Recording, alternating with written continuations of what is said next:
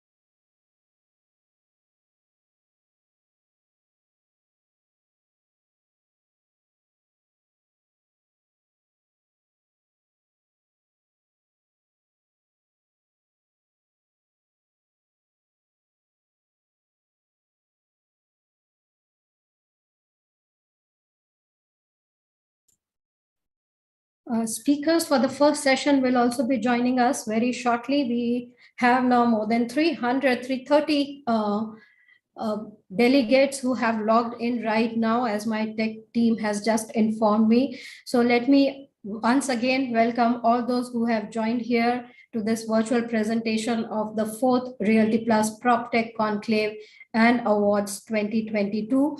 We will shortly begin with the live panel discussions. But before that, we can take a look at our partner AVs, please.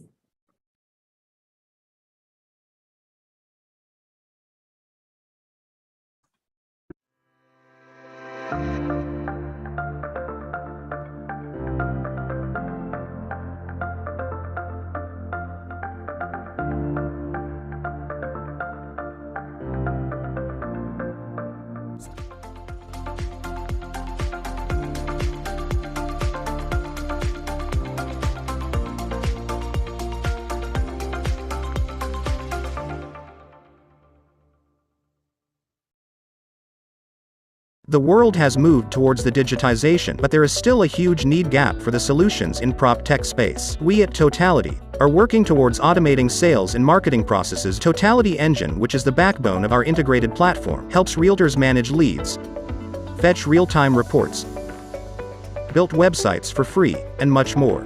With the help of our various proprietary solutions like Virtual Runway, which enables a first-of-its-kind digital site visit experience for customers, thereby revolutionizing the way virtual site visits take place in the real estate industry. Repeople, a customer engagement system post-sales via an application which helps to generate more business via referrals. First Hello, a site management system that helps manage the home buying experience for customers hassle-free at site. Marketing Signal, it helps developers to avail business intelligence via AI and ML-driven algorithms. Totality, world's first real estate business optimization suite.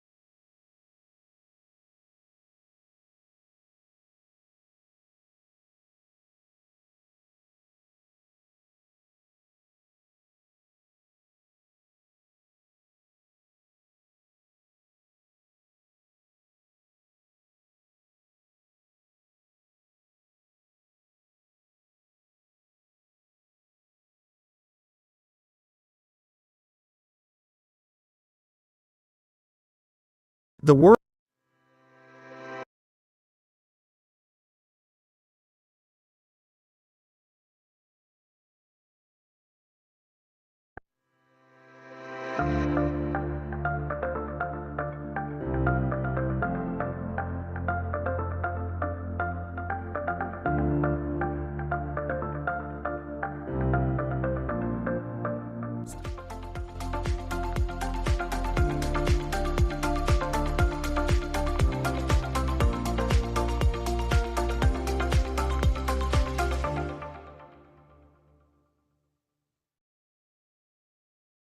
The world has moved towards the digitization, but there is still a huge need gap for the solutions in Proptech space. We at Totality are working towards automating sales and marketing processes. Totality Engine, which is the backbone of our integrated platform, helps realtors manage leads, fetch real-time reports, build websites for free, and much more.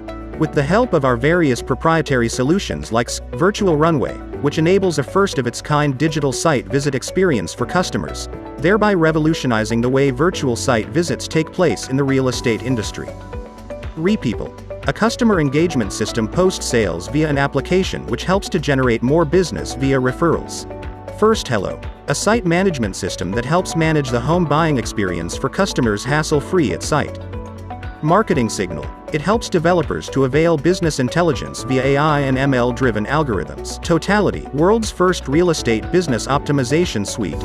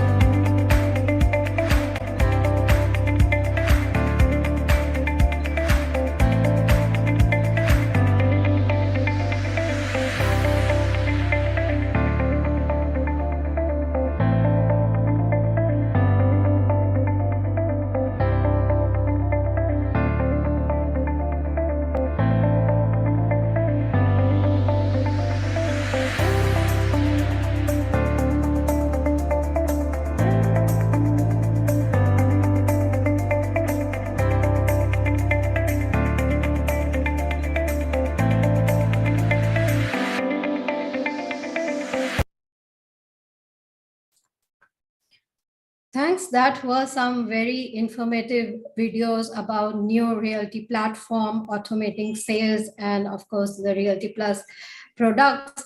So dear all, a very warm welcome once again to the virtual presentation of the 4th Realty Plus PropTech Conclave and Awards 2022. I'm Sapna Srivastava, editor Realty Plus, and let's begin the proceedings of the day with the auspicious Ganesh mantra. वक्रतुण्ड महाकाय सूर्यकोटि समप्रभ निर्विघ्नं कुरु मे देव सर्वकार्येषु सर्वदा. On that positive note, we also express our sincere appreciation to all those who have helped us make this event come together. We would like to thank our supporting partners, Myri Capital, Totality, and PropertyExpo.com. Business media partner, BW Business World Media Group, and online media partner, exchangeformedia.com. And the event is organized by Realty Plus. Thank you all. And now, before we begin with the conclave, let's take a look at the brief introduction of what Realty Plus is all about, especially for those who are joining us for the first time. Some people are born to show the world which path to choose in a crisis. Some brands are born to do the same. And during the times of challenge, the stalwarts of Indian real estate industry have chosen to do just that by showing others the way to finding opportunities even amidst a crisis. By showing the world how to go about delivering on promises even amidst adversity. Success doesn't just happen. It happens by design, by pushing the boundaries, by raising the bar. It's days of creating a vision and nights of bringing it to life.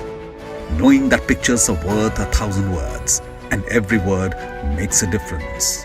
It's doing the research, trusting your instinct and finishing what you started.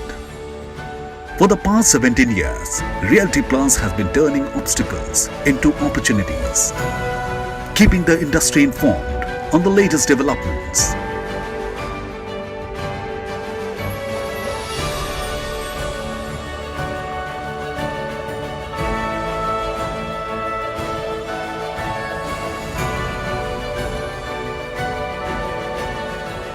Innovating to inspire debate and discussion.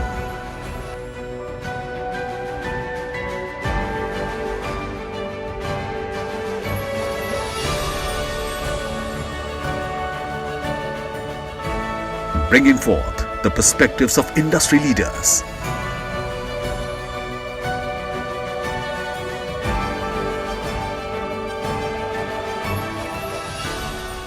Honoring hard work and achievement.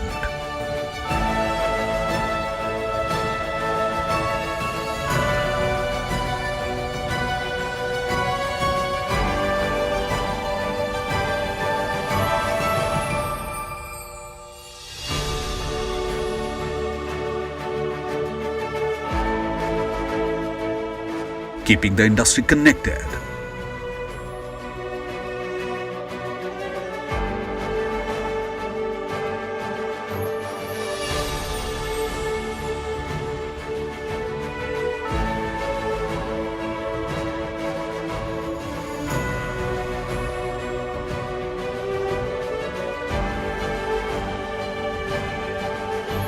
This is what we are built on. This is what we are building.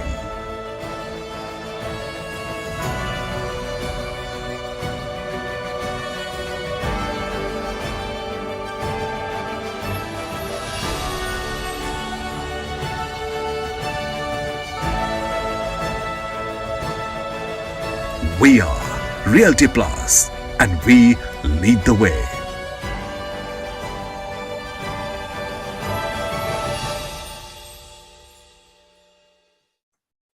So that was a snippet of Realty Plus products. Do get in touch with Ms. Tripti Kedia, publisher and business head Realty Plus, to know more about Realty Plus publication and its latest initiatives. Let me also inform you all once again, the event is being live streamed on Realty Plus website, www.rprealtyplus.com. and Realty Plus LinkedIn page, as well as Realty Plus Facebook page, which is @RP Realty Plus. And now let's welcome Dr. Anurag Batra, Editor-in-Chief and Chairman, Exchange for Media and Business World Media Group, for the inaugural address of the day. Let me give a brief introduction for Dr. Batra. He is India's media mogul, a serial entrepreneur, a journalist, and an eternal optimist rolled into one. He's a first-generation entrepreneur, and after acquiring the iconic business media and magazine brand Business World, Mr. Batra has expanded BW Business World into digital events and BW communities. He's not able to join us live, but he has sent a message, so let me just convey it to you. According to him, real estate is the world's largest asset class, and so the market opportunity for Proptech is immense. He welcomes all our speakers of today's conclave and conveys his best wishes for the award winners of today. And let me also inform you that he believes that with rapid urbanization and digitization in India, technology and technology players are going to play a crucial role in Indian economic recovery. And that is what we are going to hear from our panel members as well later in the day. So, thanks, Dr. Batra, for sharing your thoughts with us and for your best wishes for our speakers as well as the award winners. On that wonderful note, while our panel members are joining, let me just give you a brief on today's event and how we started with it and what was the background that this Proptech Summit is here today, presented by Realty Plus. I'm sure you all know, even though the term Proptech can be traced back to 1980s, it has only recently begun to make noise specifically in the Indian real estate. And it was 4 years back in 2019 that Realty Plus realized the potential of technology in real estate, building and construction sector, and thus started the Proptech Summit and Awards to discuss the growing influence of technology in real estate and to acknowledge the work of startups in this segment. The Proptech segment was yet in nascent stages, but 4 years later, especially during the pandemic, the Proptech firms have altered the way property transactions are being concluded in India, and building and construction sector is now operating and optimizing its processes. And going by what the industry leaders have to say, the year 2022 will continue to innovate in the realm of real estate digital space. So today's Realty Plus Proptech Summit will deliberate on the new and relevant technologies, their correct adoption, and will bring to you the technology experts to share their opinions on growing synergies between the technology and the businesses, as well as various stakeholders, including developers, investors, occupiers, and employees. Another interesting aspect to discuss will be the need for change within the PropTech segment itself, how the tech companies should be more aligned with the new emerging needs of the realty industry and its customers. So this was the brief background of what the summit is all about and what we can expect during the day. So with that context, let's begin the PropTech e-conclave with the first session of the day, PropTech, the future disruptive tech interventions. The session will be chaired by Gopal Sarma, Senior Partner and Global Lead Emerging Markets, Real Estate and Construction, Bain and Company. Mr. Sarma has more than 25 years of experience in consulting across India, the GCC and Southeast Asia. He leads global practice in real estate and construction sector for all emerging markets and Asia Pacific infrastructure, building products, and B2B services sector. He is also an active contributor to a performance improvement organization and private equity practices. Introducing our eminent speakers in an alphabetical order, I welcome Abhilash Haridas, co-founder and CEO, VGOT Utility Solutions Private Limited. Abhilash Haridas is responsible for building awareness of the intelligent solutions and driving marketing initiatives with specific focus on marketing communication, distribution channel management, pricing, market research, and public relations. He holds a degree in electrical engineering from the State University of New York and subsequently worked with Cisco Systems for 3 years in leadership position. Our next speaker, let me introduce Mr. Amit Agarwal, founder and CEO, NoBroker.com, a banking and finance veteran with over 15 years of experience in management, consulting, and strategy. Amit Kumar Agarwal is responsible for defining and guiding the overall vision and direction at NoBroker.com, and he spearheads the company's corporate strategies. Amit is an alumnus of IIT Kanpur and IIM Ahmedabad. He was associated with PwC's banking and financial services vertical earlier. Our next eminent speaker, let me introduce R.M. Anveer, founder and CEO, Myri Capital. Ironman has expertise in the development and application of algorithms, big data analytics, and machine learning. This has led him to envision the first of a kind technology-enabled real estate platform.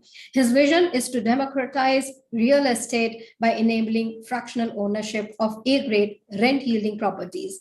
Ariman has previously worked at SoftBank, Moelis, and Anarock. Our next panel member, Govind Rai, co-founder, Insomniacs, has over 10 years of experience in real estate consulting to the leading real estate brands across India. Govind Rai has specifically focused on helping realtors focus on efficiency and drive better ROI. He has handled more than 280 project launches and has helped brands optimize their media costs by focusing on digital media. Our next eminent panel member, Mr. Pankaj Kapoor, founder and MD, Lyzas Foras, Real Estate Rating and Research Private Limited. Mr. Kapoor has more than 20 years of experience in the field of valuation, consulting, and risk analytics. He is an acclaimed expert in analyzing and predicting real estate market trends in India. Pankaj is best known in the industry for bringing in scientific approach and for developing reliable market database. Our next and final member, let me introduce Mr. Sudeep Aditya, co-founder and managing partner, Oak Bridge Asset Partners, and founder, S1 Holdings.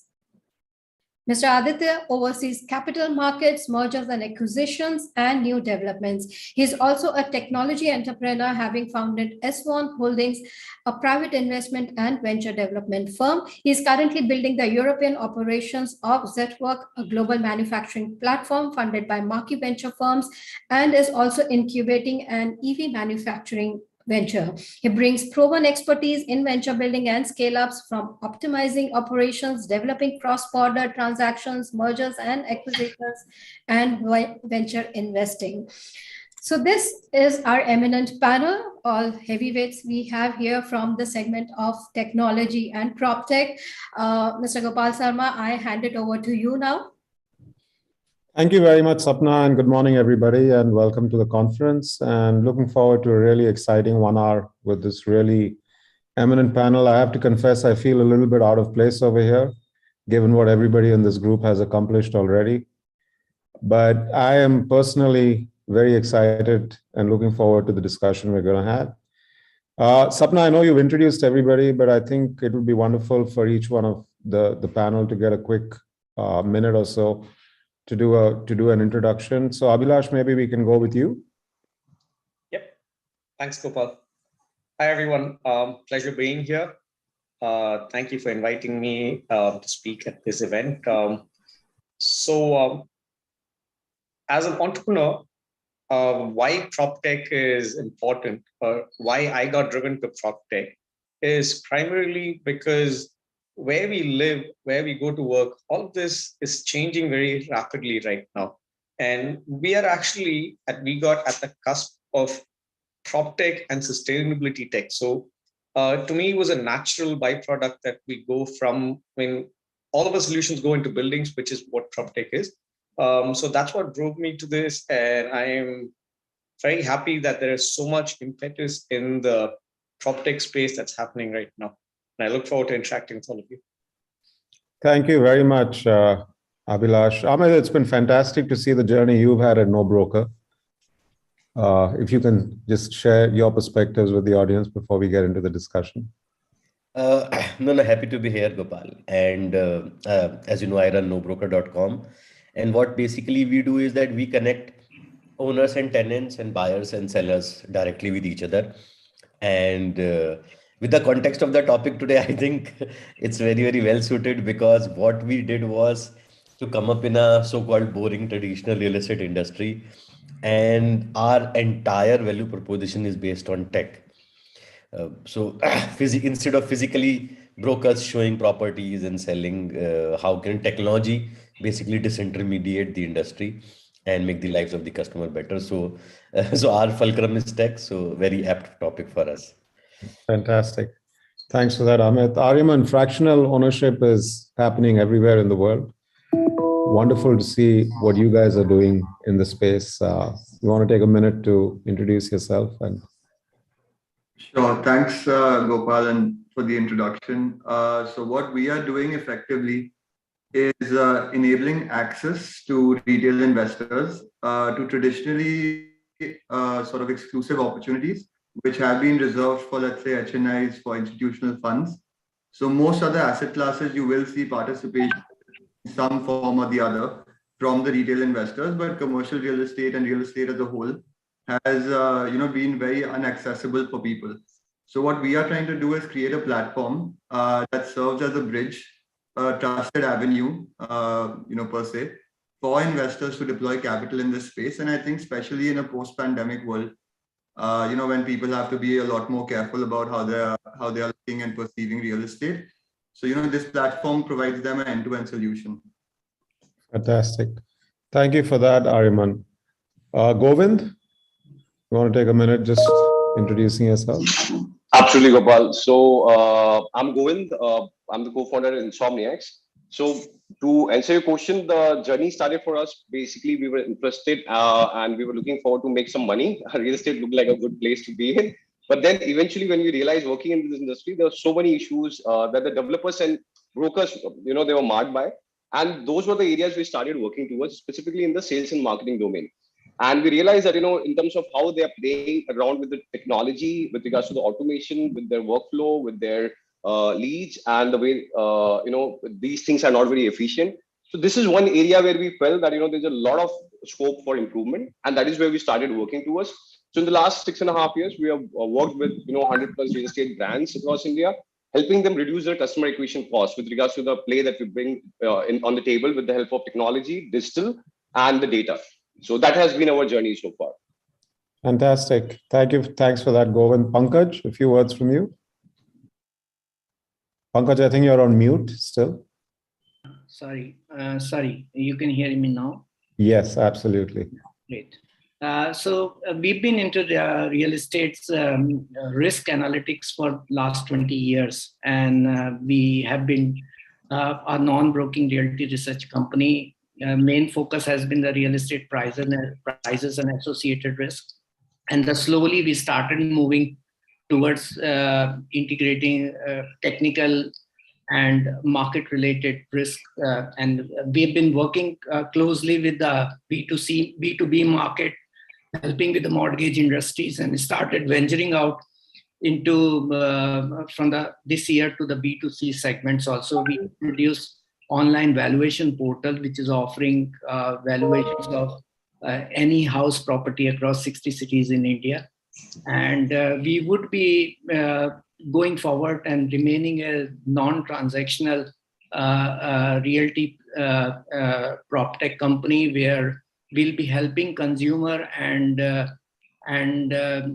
all the associated intermediaries in making decisions, which could be rated projects, rated builders, rated locations, where they can take a decisive, risk-free solutions when it comes to real estate purchases. And they know that market risk and spatial risk, which are involved with purchasing the property, we will be solving those areas. Great. And I'm not sure, Sudeep, are you on the call? Sudeep will be joining. He's just facing some connectivity issue, but he's joining in. Okay, so then maybe we get this started, Sapna. Yes. So, and good morning, good afternoon, wherever you are, to all the participants in the event. My name is Gopal Sarma. I'm a partner with Bain & Company, and I'm just incredibly excited at what people like the folks you see on the panel are doing. Real estate for forever, since the days I started consulting, has been a dinosaur from a technology, digital, agile, next generation practice perspective. And for me, the last 3 years have just been an incredibly exciting journey to see what's happening in digital and technology. And I think the one common feature that I personally have taken away from all the introductions is everything that this group and many others outside this group are doing from a technology and digital perspective is really democratizing real estate. For too long, it's been a very, very tightly controlled, opaque. There's no information. People don't know what's going on. High costs that don't really add value for customers. And what I'm hoping we can accomplish over the next hour with this group is to actually show everybody how digital is making life a lot easier for the ultimate consumer, because that's why we're all in business. So it's fantastic to be here. Thank you for the opportunity. And let me kick this off with Abhilash. And Abhilash, one of my anyone who's bought a home hates paying for something that is not really clearly value adding. And today, if you look at an average developer, whoever it may be, they spend anything from 4 to 10% on sales and marketing. That's just an intermediation cost. It's not creating additional space. It's not creating additional amenities, nor is it giving a better quality of product. What is it that you think can be done to actually bring this cost down significantly without impacting a developer's reach or efficiency of sales? And I know you guys are doing a lot of work in this space, so over to you. So while the sale itself is physical, everything leading up to it does not really have to be, right? And this combined with the profile of the buyers, which is changing quite rapidly, I think it will very soon evolve into digital first or a digital native buying persona, right? And there's a lot of weightage today on selling physically, but I think with this rapid adoption of technology that's happening right now and this change in buyer profile, I think they will start becoming more and more comfortable making a decision online, or if not making a decision online, at least exploring and comparing online. There are already several technologies like, it's in its early stages like VR, where you're able to explore properties virtually, you're able to collaboratively buy with people in different parts of the world. So I think this is something that will definitely help reduce the sales and marketing costs. Another thing I think that we can also do is to take a leaf out of the SaaS playbook. They don't just recruit telecallers, right? They have inside salespeople armed with a lot of tools and a lot of strategies, and they know their buyer really well. So I think hiring a different breed of inside sales and focusing a lot more on the inside sales will also help reduce your sales and marketing costs. Also, the last bit is that the cost of acquiring a repeat customer is far more negligible than getting a new customer. So in order to get that to happen, if we deliver a better experience, anybody who delivers a better experience is more likely to get a repeat customer. And to deliver a better experience, you have to be aided by technology in whatever way, right? From the exploration to the buying to the legal to the actual living experience. All of this is what we're calling Proptech right now. And a higher level of engagement through maintenance and a sense of community will also help you get repeat customers.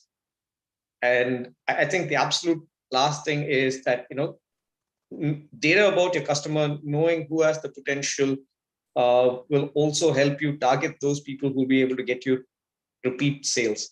So I think all of this put together, this flywheel will help you reduce your sales and marketing costs. So we can hold you to this, Abhilash. Next year, this time when we talk, we'll see 3% reduction at an industry level.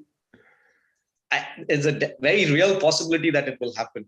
Yeah, amazing. So I'm going to open this up. Govind, you're pretty closely associated with the launch process, and you've seen the kind of money that needs to be spent on sales and marketing. And clearly, yes, you spend money on the launch, you spend money during subsequent sales. But any comments on what we just heard from Abhilash? Do you think this is real? What are the 2 or 3 pieces of advice you'd give to corporates in the real estate space to really help them walk this journey, walk this path? Absolutely, Gopal. So I agree with Abhilash. There's a total probability where we can bring down the customer acquisition cost for sure. Marginally by 1 to 2% is a very simple phenomena, but depending upon the current scenario, we are seeing first larger trend happening where the sales are being outsourced to the mandate companies, which in a way are adding to the velocity, which helps you achieve better NAVs in a way that makes a larger sense. Though on the face value, it will look like that the customer acquisition costs are going high temporarily, but overall cash flow when you study and the NAVs are when they are studied, we will realize that there's a marginal benefit and the profitability that gets added to the developer. Now, when it is about the launch process for the developers, my 3-piece advice, which you asked for, I'll limit it to the things that I've observed that people are not doing instead of making it generic. So level 1, I believe, having a control ecosystem of the technology pieces, which can ensure that all the money that you are spending towards media, they are basically in a better way, they are mapped for the ROI, which basically what we call as marketing attribution. Marketing attribution is a larger challenge that we see in the real estate system. In e-commerce, it's a very big phenomena. People work hard on it, but in real estate, people have never been bothered about marketing attribution in terms of what campaigns giving what ROIs, where should we put our next money, whether the offline channels are working better or the digital channels are working better. The second part is, focus on the community management, your own community that you are able to drive, be it a 100 people community that you already have or a 10,000 people community that you already have. Very few brands are making the effort to reach out to the communities and drive referrals in a very effective way. So brands like Prestige, Hiranandani, Oberoi is where we have seen up close, where these numbers are pretty high at 20 to 40%. But for other brands which have the capability, they are not creating the technology interfaces where the ecosystem can come together at one place. So between these two places, I believe that's a larger play where the developers are not working too much. The third would be ensuring there's a huge workflow automation into the system. They're still consumed by a lot of phenomena where the sales team is doing one-on-one calls, one-on-one messaging, one-on-one communication. The workflow automation tools which is available to the larger giants of the ERPs and CRM, those are the interfaces which are available, solutions and modules available, but people are not using it to the full extent. That means the technology is available, the adaptability becomes a huge problem. So between these three things, I would suggest that if people are taking care of it, and of course the fourth, if I have to add, would be the virtual experience bit. In Corona phase, we all saw the importance of it, but now when we are back to the physical phase, people are not paying much, focus on the virtual experiences. I believe that going forward is going to play a very, very important role. Customers are not going to go to 20 sites; they'll go to 10. They'll filter it on 10 onto the basis of virtual experiences they get. So yeah, these are the flow places. I believe the corporates have to be very solid about making sure that they have a right inroad and right face that they're projecting outside. Fantastic. Thanks for that, Govind. Before we go forward, just want to welcome Sudeep Aditya. Sudeep, welcome to the panel. And if you'd like to share, I think you're on mute, Sudeep, but if you'd like to share a few words about yourself before we continue with the discussion. Sure. Thanks, Gopal, and apologies to everyone for my delay. I was wrapping up another call, and as you know, I would give you a bit of a background since most of my fellow panelists are new to me. I co-manage two ventures, one in technology and the other in real estate. On the real estate side of things, we are a real estate investment bank. We focus mostly on the Bangalore market. We've done roughly 1,000 crores of fundraising in the Bangalore market, predominantly for commercial assets. We focus on fundraising, mergers and acquisitions, and we're currently working on our first non-Bangalore transaction. So that should be closed in the next 60 days. And we principally focus on dealing with private equity funds, institutions, etc., who would like to expand into India. On the technology side, it's a slightly different form. A German partner and me basically run a venture builder where we help Indian and Asian startups expand into Germany and Europe. And I currently co-manage the European operations of a company called Zetwork, and Zetwork is a unicorn from India.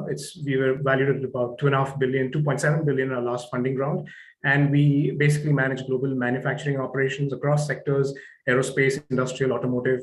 So a customer in Germany places an order, we get it manufactured in India or Vietnam and send it over. So that's a business we run. And Jan, who's my German co-founder, and me manage the European operations. And third, I'm currently working on a EV manufacturing venture, which is in an early stage startup business. So principally two businesses in technology and real estate, and I'm looking forward to being part of this. Proptech sounds exciting. Fantastic. Thank you, Sudeep. Yep. And for all of you listeners out there, as you'll see, there are a lot of zeros around this panel. And please listen very carefully to what they say, especially if you are yourself getting into the startup space. Amit, moving over to you and what's probably all of our favorite topic in the real estate space, the role of the intermediary. Just like sales and marketing has a huge cost, there is a fairly significant cost and I would say level of convenience / lack of it associated with all intermediaries in the real estate space. And I think it's a space that you've set out to crack wide open and bring more value to the customer. So fantastic. Thank you for doing that. First of all, as a customer, I'll say thank you for doing that. The question I have for you, Amit, is we've seen this in the physical world of broking that for all their challenges, brokers provide a pretty valuable service in terms of connecting buyers and sellers, and there is no regulatory framework that really protects them. And it's actually quite unfortunate that they have to go from pillar to post to follow up on actually getting what is legitimately due in terms of payments. So given the lack of a formal regulatory framework in this space, how are you addressing this? Is there anything you can share? And how do you see this actually panning out going forward? I have two questions for you. But the first one is really around regulation, and what do you really think is required to make this a much more transparent and seamless space in this country? So I believe that let's basically take this question from a consumer point of view. So what we are discussing is the role of technology. So the way in which we at No Broker basically have always approached it, not technology first, but customer problem first, because many a times, otherwise you end up making things or creating things which are exciting to you as a builder. What I mean is as a startup builder, rather than what customers need. We or brokers or any other institution or a party who is helping customer is basically doing 2 3 broad things. One is that when you want to buy, rent, own, sell any property, one is that you need lots of options, be it options of tenants or be it lots of options of properties to look at. Second thing basically which you want is best price, the in terms of the transparency as to what is the price of the asset. And third is based on this, how can you make the best decision that you can?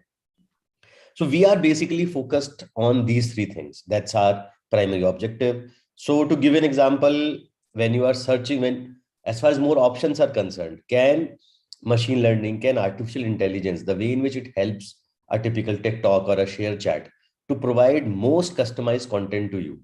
Similarly, how can No Broker through technology, and how can broker through its intellect provide the best options to you? So you click on one property, then the next property basically changes based upon what you are liking.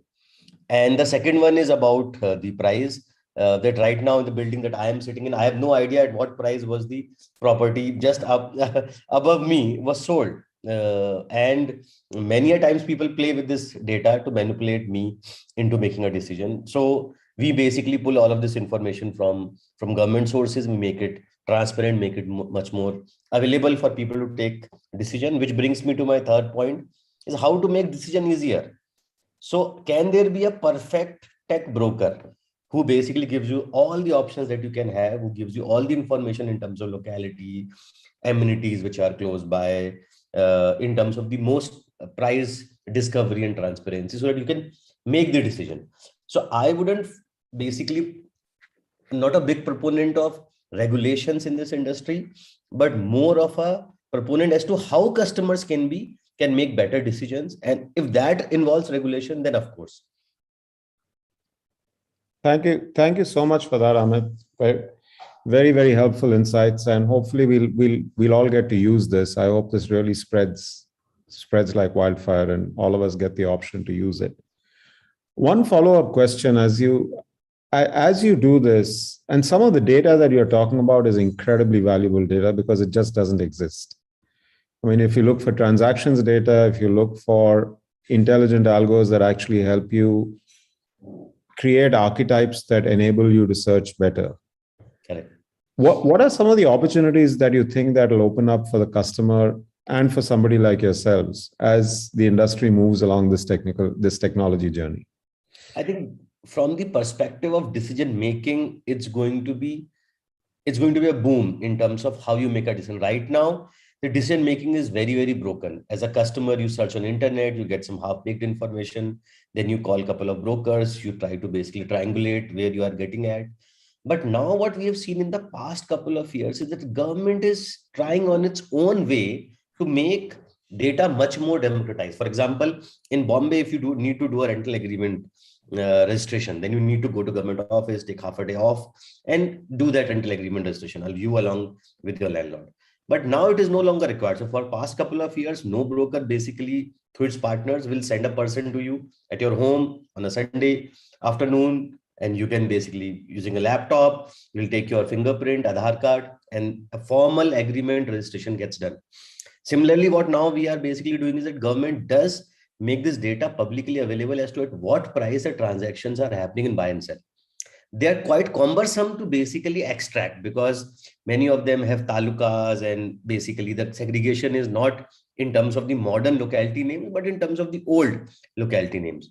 So all that effort we have done, and we have basically extracted that data from the government servers and now arrange them in a way so that you know at what price the latest transactions happened, so that you can make a very good decision. So Basically, imagine a perfect broker who talks to you, who takes your requirement, serves you an option, and based upon your response, immediately changes the next option that he's going to serve to you, and keeps on doing it. So I think that the way forward is much more involvement of AI, but the main objective is to help the customer make a customized decision and serve him perfect data as close as it is possible. So that's a direction that we are moving in, and a lot depends upon the data which basically we keep on getting from the government. But the decision, the end path is towards that. Great. Well, yeah, this sounds incredible, and I just hope I really wish customers start using this more and more and more, because this can only help them. Pankaj, just moving to you, and linked to what Amit just talked about. Do you see India as having the data platforms that can actually make this real and democratize this without folks like Amit having to wade through tons and tons of red tape just to extract the data? Where do you see the quality of data and availability in India right now? There are two sides of it. Like, the way we have created Aadhaar, and then we had the several such opportunity emerging after the Aadhaar got really created. I think for the properties also, the government in the current budget has mentions about integrating the land record and creating a unified database for that. It's a beginning, but going forward, I think there would be a kind of a unique property ID for each of these property, which will be available. I'm saying that next 4 to 5 years time will be reaching over there. Having said that, I also feel that the deficiency of data itself is an opportunity for most of the Proptechs which we have here. And that's where the science and AI and machine learning and many other things can really come as a rescue and can create a lot of data. In fact, picking the cue from what Amit was mentioning, that what we require is various recommendations engines through which helps the consumer to take a decisive decisions, because property purchase, it's a very complex subject. There are special requirements where my wife works, where I work. Do I have in neighborhood the good colleges and schools which can satisfy the requirements I have for their educations? What kind of ratings for those particular colleges? And then when it comes to economics, like, there are several properties available, as he mentions about different prices, different type of opacities. And there may be a reason for their pricing to be high or low, but there's not much data points available to adjudicate that is that price right or wrong. And then comes like, technical aspects related to, I'm buying from that particular builders, will he be able to really deliver in time? The properties under constructions, what kind of price correction risk, what kind of location risk, how the future development is going to take place. So I'm saying there's enormous opportunities which are available in this particular framework. And I'm saying that there are various proxies through which we can really work it out. We coined another, index to define the quality of location, because you may have amenities available from Google APIs today, but you have got X grade of schools and Y grade of schools, and the user, he sees the number of schools, there's no grade of the schools. How would you really find it out? There are hospital available, but school is not available, market is available, or something is not available. So how we are qualifying a spatial context related to grading that particular location. So if a user is there, I've given him 10 options, but 10 options, how he's rating and all those things. There are enormous opportunities which are available, and I think long way to go. So I do agree there are going to be a good amount of data going forward available. Most of these Proptech itself will be a major contributor of these data, because they are already capturing various type of data. And I think the unification and democratizations of their data itself is big utility, not really completely dependent upon what the government is going to really provide. Having said that, but today's the opportunities lies that in the deficiencies of these data. How do I really create the data? which could be satellite imageries, doing classifications, doing overlaying our own sets of the data, doing some kind of regressions to propagate and coming with the answers. There are numerous opportunities which are available. So I see that we would get the data. We have certain data in the last 4-5 years started coming by. Many states have really made land transactions available or IGR data available. But having said that, there also is a deficiency in data. So if you look at Maharashtra, we have got IGR data available, but you can't make a pricing decision based on those particular data because it's very complex. So I see there are issues and there are opportunities available in that perspective. I see data is available to some extent and will continue to be propagating more and more going with time. And I see all the stakeholders will be putting in. Thanks for that, Pankaj. And we'll come back to you on some of the questions around data specifically. But Ariman, moving on to you, fractional ownership can really democratize real estate ownership in this country. How do you see this moving forward? What are some of the big segments where this is going to grow? And what are some of the barriers to this actually happening? Sure. So, this entire space is actually quite new. It's quite interesting, and it's growing at a rapid pace in the last 2 or 3 years. But to understand the application of this whole fractional ownership framework, first I'll just talk about the two stakeholders. So the first is the seller, or quite often the developer. The issue that the developers are having today in this space is they don't have access to private equity capital, except from a handful of funds, such as Sudeep mentioned. He's doing a large transaction. So quite often you have institutional players who are the only option for developers. On the other hand, you have investors. Now, Indians in general, like rental income. Commercial real estate is a good avenue to get it. But because of the perception around commercial real estate and the data asymmetry consistent with what some people have spoken about, quite often people don't end up investing, or they burn their hands the first time. So quite often you'll hear people saying that I burnt my hand in an investment. But most importantly, they can't invest smaller ticket sizes. So that's the biggest barrier to entry. Now, what our platform is doing is it's bridging that gap. So it gives developers, it gives property owners access to reliable private equity capital, a certain pool of capital that hasn't been tapped into previously, which is these sort of consortiums of retail investors that we form. And for retail investors, we provide a seamless experience where they can come into our platform, within 5 minutes, entirely digitally, be onboarded into a property, start earning their rental income. They know what the underlying asset is, so full transparency as well. It's as easy as investing in a mutual fund for them. So there's no operational headache, none of that. So where we are seeing this grow in the next couple of years, or what we are targeting to do, is take on a lot different kinds of assets in our portfolio. So currently we are primarily in the office space, but commercial real estate is very broad and comes in a lot of shapes and forms. Hospitals, schools, warehouses, industrials. So we are exploring how we can expand this. But effectively trying to become a platform for the varied real estate offerings for the different kinds of investors that there are. Fantastic. And just picking up from there, and Amit, maybe if I can pull you into this part of the conversation. I know typically your customer pool today is looking at full ownership and not fractional.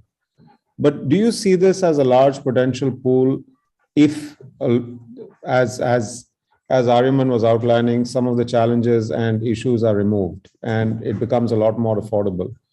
Do you see the retail investor wanting to buy fractional ownership of commercial real estate or hospitals or warehouses, for example?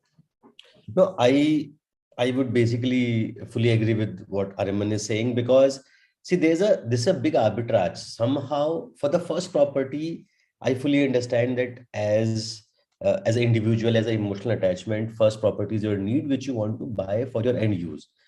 But subsequently, if you look at strictly from the returns point of view, it is a bit puzzling as to why we as Indians, we continue to buy residential projects when it is almost guaranteed that the rental yield will be 2 to 3%. And you need to be a bit lucky to ensure that you get oversized capital appreciation.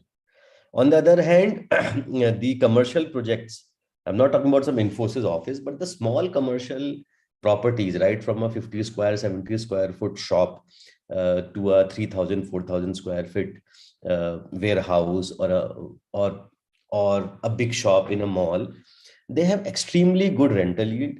They have 8 to 10, 12% rental and a very decent capital appreciation. So I think this is like a commercial opportunity in India is like an open secret, which is which everybody knows, but somehow only sophisticated HNI investors take part in it. And so this is puzzling to me also, and I often tell my friends that they should surely explore commercial opportunities. And I think it's a matter of time when more investors will wisen up, and experiences of some investors as it is becomes better and better. I'm sure this is sought to grow. Fantastic. Thank you for that. And Govind, moving over to you, we've all been talking about how exciting real estate is going to be in the next 10 years. Companies have done incredibly well. If you look at all the major listed companies in the last 12 months, their booking values have shot up. They're all talking. I mean, we've got launches coming out of our ears. Absolutely. Given that you focus primarily on the launch phase of the selling process, what more can be done in digital to enable launches? And again, what can companies do differently, given that whatever we do today, and notwithstanding all the ARs that Abhilash talked about earlier on in the conversation, what is it that can be done today to actually make this a much more digital process, as distinct from the current fairly painful, mostly physical process that people go through, both from the company perspective as well as the customer perspective?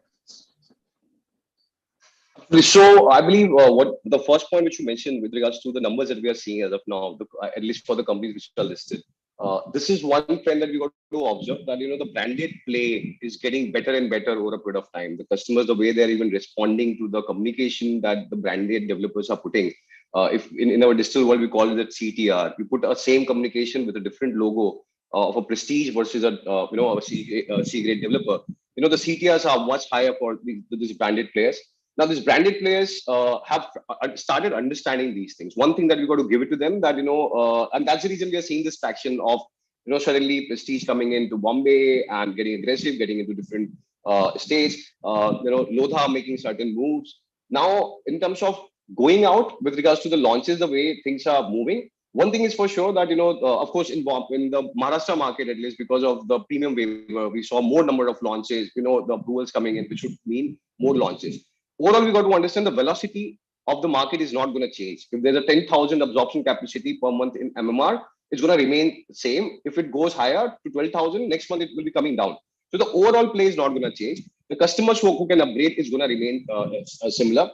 But the 2-3 areas where we can change the momentum in our favor, take some benefit of the future today, is what Amit mentioned as well, where the transaction management, I believe the way it is being done, not just from the intermediary point of view, even from the developer point of view, how the experience at the whole transaction experience, how it can be converted, how it can be digitized, because there's a huge traction that we are now seeing from the NRI markets, which in a middle period around 2015 to 19, it was very sluggish. Now suddenly there's a huge traction that we are seeing all across our portfolios, where the HNIs and the NRI markets are just waking up and they want to invest, specifically in the cities like Bangalore and Hyderabad. These are the two places we're really seeing great traction. So to digitize their whole ecosystem, their project showcase, is going to be the very important element at the level 1. The level 2, which I spoke earlier about, all this data which comes to you, what is it that you do with it? The more and smarter that you get with analyzing this data, using it, like what happens for a branded developer, he doesn't just have one product option. Customer, let's say, enters at the top of the funnel, which is priced at 2 CR, but they have a different offering at 1.5 CR. But is your system very well versed, or AI ML is helping you understand that this particular lead or this customer could be put into a different portfolio, like a Provident, Purvankara has a Provident, a customer who's qualifying at the top of the funnel for Purvankara initially, but later stages it is not qualifying. But how it can percolate to a Provident offering and convert it, which will eventually help reduce the customer acquisition cost. So the data play, as I spoke about, and projecting into all the launches in the best way possible. Your website should talk. Your website can be a book my show. I know the developers cannot really showcase their inventories which are available. But imagine the kind of transparency that you'll be able to give, where your corporate websites are not just talking about the project and their showcase, but giving you an opportunity with ERP integration to showcase what inventories are available and taking an EOI directly, where the customer doesn't have to even bother about whether it is going in the right fashion or not, whether this inventory is available or is not. If these transparencies can be achieved, we will see a very large attraction, and the big players, the big giants, the top 20 players can definitely afford to do so, because they are moving towards transparency. The brokers are available, aware about the available inventory. So these are 2-3 players, I believe, that can be made at the launch phase by the branded players, which can transform the journey. And for the smaller players as well, this would be helping them to fight with these big guys, because the consolidation in the future is destined to happen. But those players who can continue making their brand better and better, the better is the future for them. So that would be my part of the advice in terms of the launch phases, how they can be catered. Fantastic. Thanks for that. And just picking up on some of Govind's comments, maybe Sudeep, if I can ask you to come in over here and bring perspectives from other sectors. You've obviously been in a lot of other sectors beyond real estate. How have you addressed some of the data challenges in those sectors? And given that we all seem to be converging on data as a challenge, how have you guys addressed some of the data challenges? Say EVs, there is no data really in the marketplace beyond European performance data or US performance data. Any lessons for the real estate community on how to manage some of the data challenges in the space? Sure. Gopal, actually, you'll be surprised at the creative ways in which some companies are using data. So maybe there isn't data in a public forum, but there are enough substitutes, or there are enough avenues in which you can harness publicly available data to bring in a new offering. And Proptech is a broad term. Proptech can be put into 3 buckets. I'd say one is the consumer bucket, which Amit explained very well, which is the bucket he's playing in. There, I think it's a question of heavy lifting, right? To aggregate data, which is land records and all of that stuff, you need capital to burn, and it'll take you years to digitize that. The B2B side of things in Proptech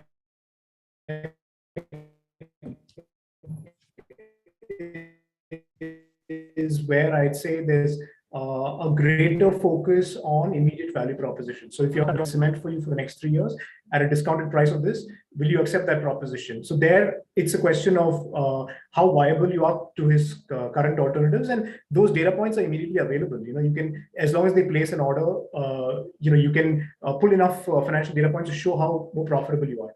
The third bucket is where I really see technology influencing the real estate sector, which is the hybrid of financial services and real estate. And here I'm bullish about it, because real estate, what most people don't realize is, for the common man, the biggest purchase they've made in their life, right? And in India, if you have a person with a 20 lakhs per annum income, he's buying a flat for 80 or 100 lakhs, that's 4 to 5x of his annual income. So I would say the next step is going to be to find innovations in how you can make this more affordable. And to substantiate what I have in mind, I'll give you an example. There's a platform called Home Partners in the US, which is owned by Blackstone. So basically what Home Partners does is it helps buyers who don't have the capacity to make a down payment. So in India, let's say you want to buy a flat for 1 crore, you will make a down payment of maybe 25 lakhs and take a home loan on the rest amount. What Home Partners does is, if you want to buy a condominium for $100,000 in the US and you don't have any down payment to make, and at the same time your credit score is not good enough, they will buy that for you and they will rent it to you for a period of 3 to 4 years. And you can buy back that asset, that home, after 4 years. So you technically, it's called a rent to own system. And Blackstone, with its balance sheet, is able to drive this. So what happens is, you get an entire new universe of customers, and you're able to give them access to the home buying experience, which was earlier not there because they were not credit worthy.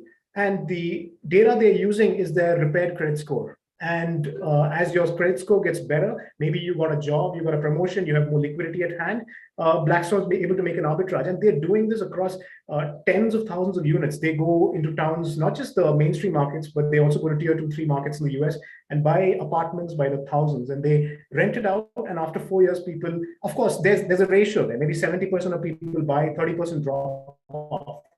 But even then, you are completely changing the game by using credit data to convert a person who was renting from you for 4 years, and then you flip it to him for a premium. So Blackstone buys it at $100,000. They sell it at $125,000, making a $25,000 profit, plus they collect rent for 4 years. So this is a financial innovation where you take a heavy asset like real estate and hand it over to a person who earlier was overlooked by conventional banks and who was overlooked by conventional developers. So this is done by private equity because they have the balance sheet strength. So just to summarize, I'd say data will be looked at differently. B2C, as Amit said, is a heavy lifting game where you go through the grunt to get all the data points, whether it's in India or abroad. And that data becomes a strength in terms of running your front end app or website. B2B, it's all economics and money. Developer likes your offering, you're going to procure steel for him.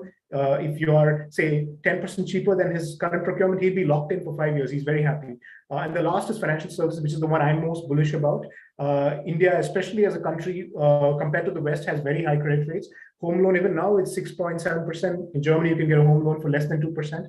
If home loans here jump to 8%, 9%, it's actually the costliest in the world. And oftentimes you're locked into a 15, 20-year mortgage.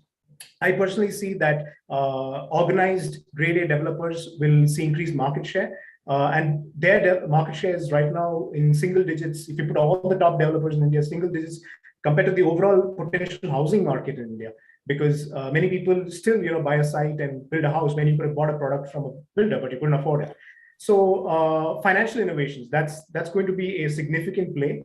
And for that, you will see balance sheets of private equity, pension funds, insurance companies who will study your credit, study various data points available to you to see how creditworthy you are, and then welcome you into their products, whether they want to rent and sell it out or discount it, things like that. There'll be a lot of financial-driven innovations in real estate in the next half a decade.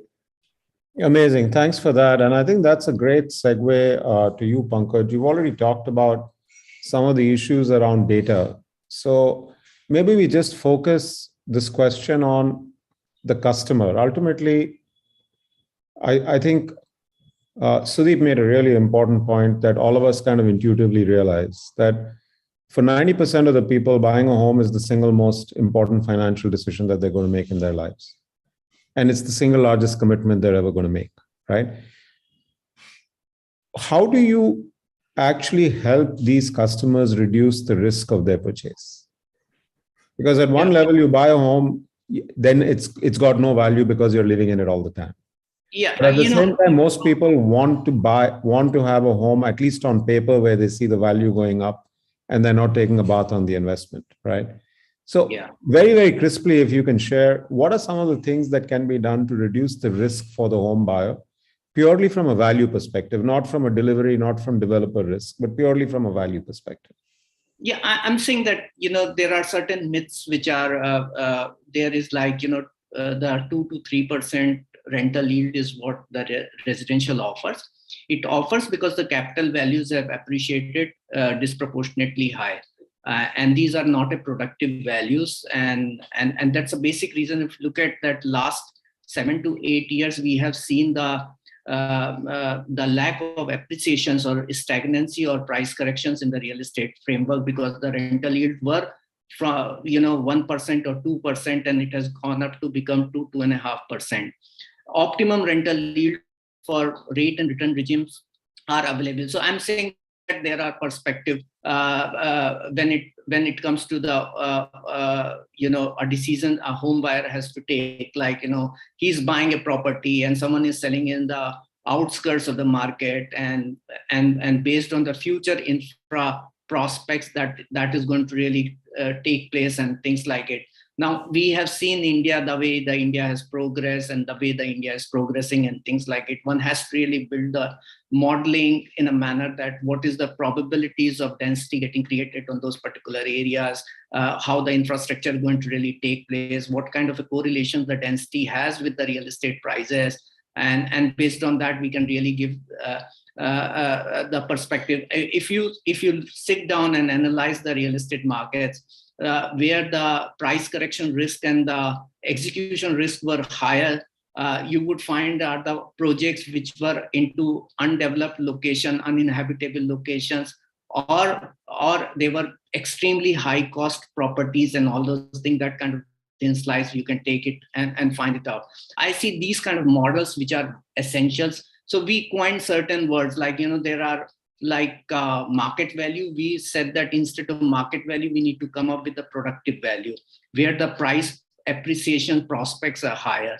We also coined economic densities parameters to qualify the locations and it's a spatial context, in the sense like where is the last built up area, how far it is from city centers, and those particular contexts. And I think those are the things which can really solve a lot of problems. Otherwise, what happens, people say that the airport is coming and then the future appreciation is going to be very high, and that's how it really gets built in.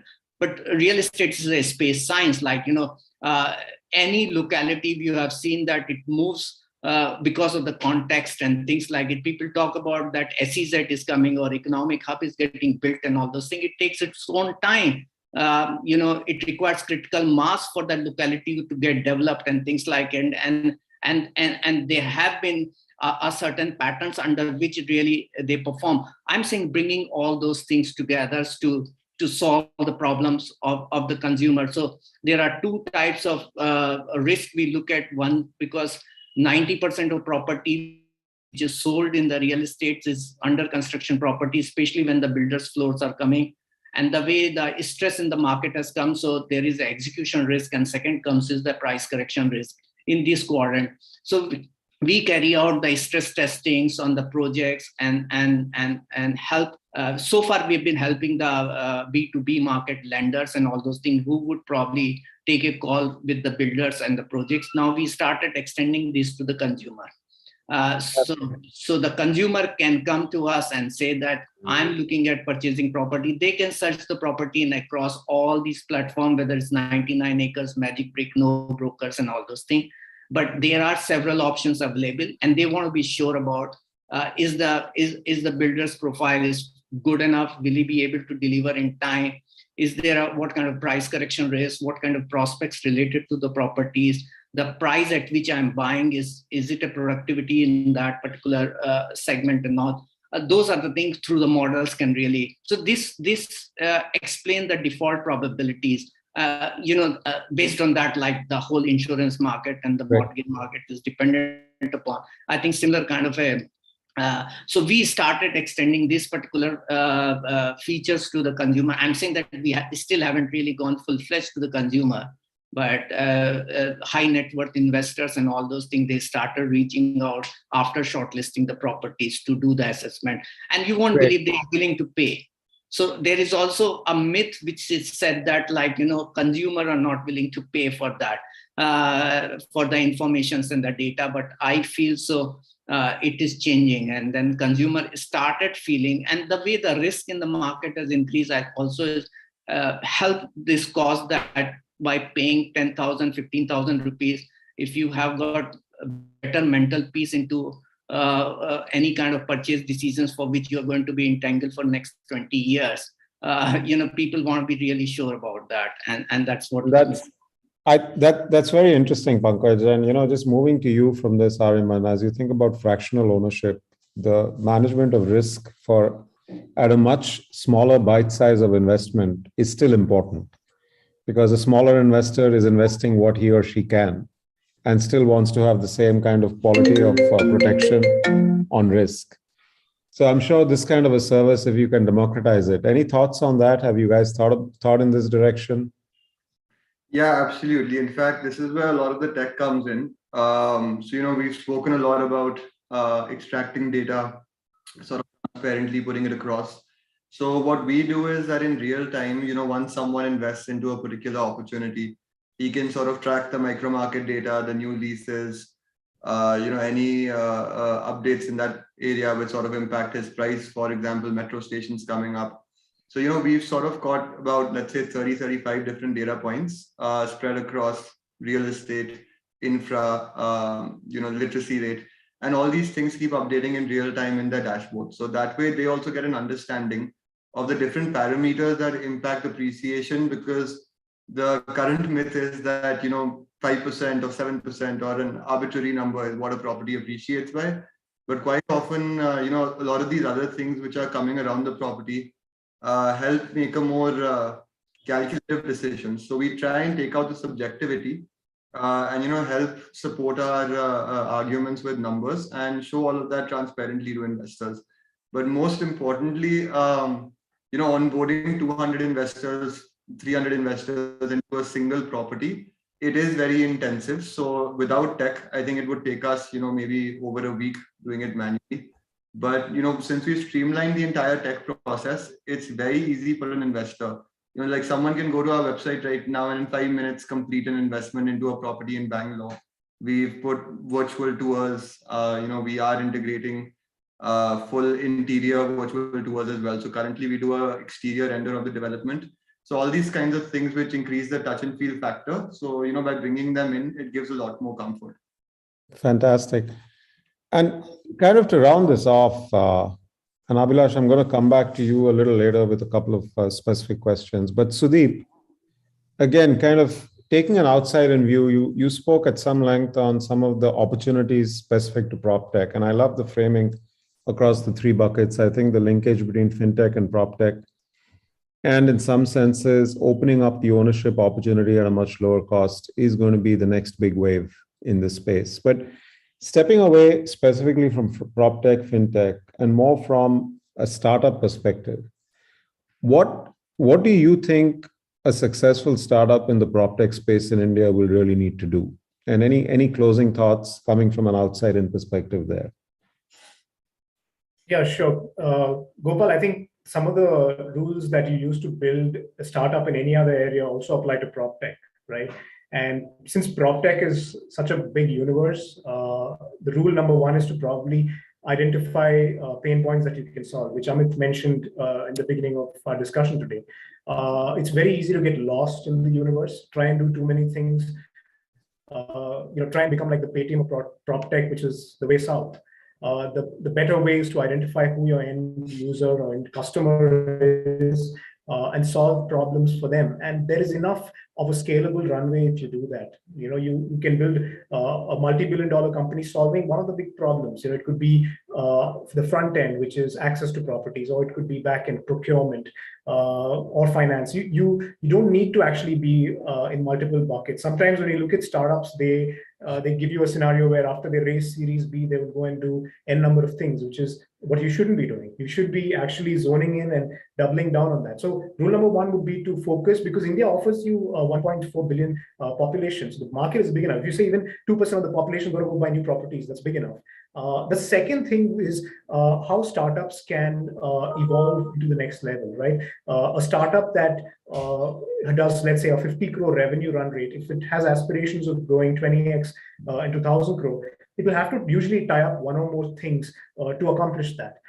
If you're talking about a B2B startup, supplying building materials to builders, they need to tie up both supply and demand from builders, supply of materials, and an assurance that prices will be what you promised, irrespective of volatility in prices. Have you hedged enough? Okay, have you accounted for currency risk? Because it's easy to make a promise in India, right? And it's tough to fulfill it, especially when you're dealing with problems at scale. If crude oil collapses by $20 or goes up by $20, will your building materials change? I mean, the PropTech platform can be helpful, but if you cannot fulfill the end user promise, then that PropTech proposition doesn't make sense. So the second would be to actually fulfill the offline use case of that product, whatever it is. In the purchase of apartments, people still go to the site and make a physical visit even today.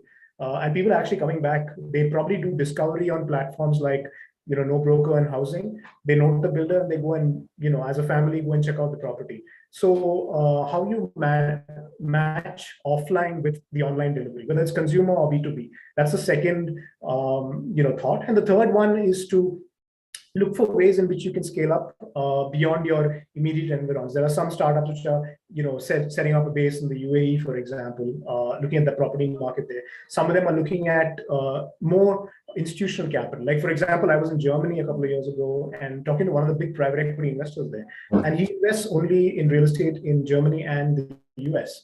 And I asked him why he never looked at India, and he said, it's too risky. I don't really know. I told him Blackstone is there in India, but then he felt it was too opaque. So what some of the platforms like Aryaman's can do is to actually make it more transparent to end investors, whether it's individual investors who want to buy 1,000 square feet or an institution which wants to buy 100,000 square feet plus, is to make this more transparent for them, because India is still the wild west of property. There are markets, maybe Noida, for example, which are seen as a little more risky. If you do a risk index for India, Noida will now be probably more risky. The south is probably less risky. Mumbai is somewhere in the middle. So all these platforms, how do you remove risk or perceived risk? And how do you solve problems for the end user? So that would be the third, point that I'd like to make. And eventually they'll figure out things. Sorry, Sandeep, we have 3 minutes left, so I am going to have to step in here. My apologies for that. But just, Abhilash, a minute from you on anything that you want to add to what Sudeep said in terms of what startups need to be looking at before I take a minute to wrap this up. No, essentially, I'm just going to echo what Sudeep said. The rules that apply to startups that are not in the Proptech space still apply here.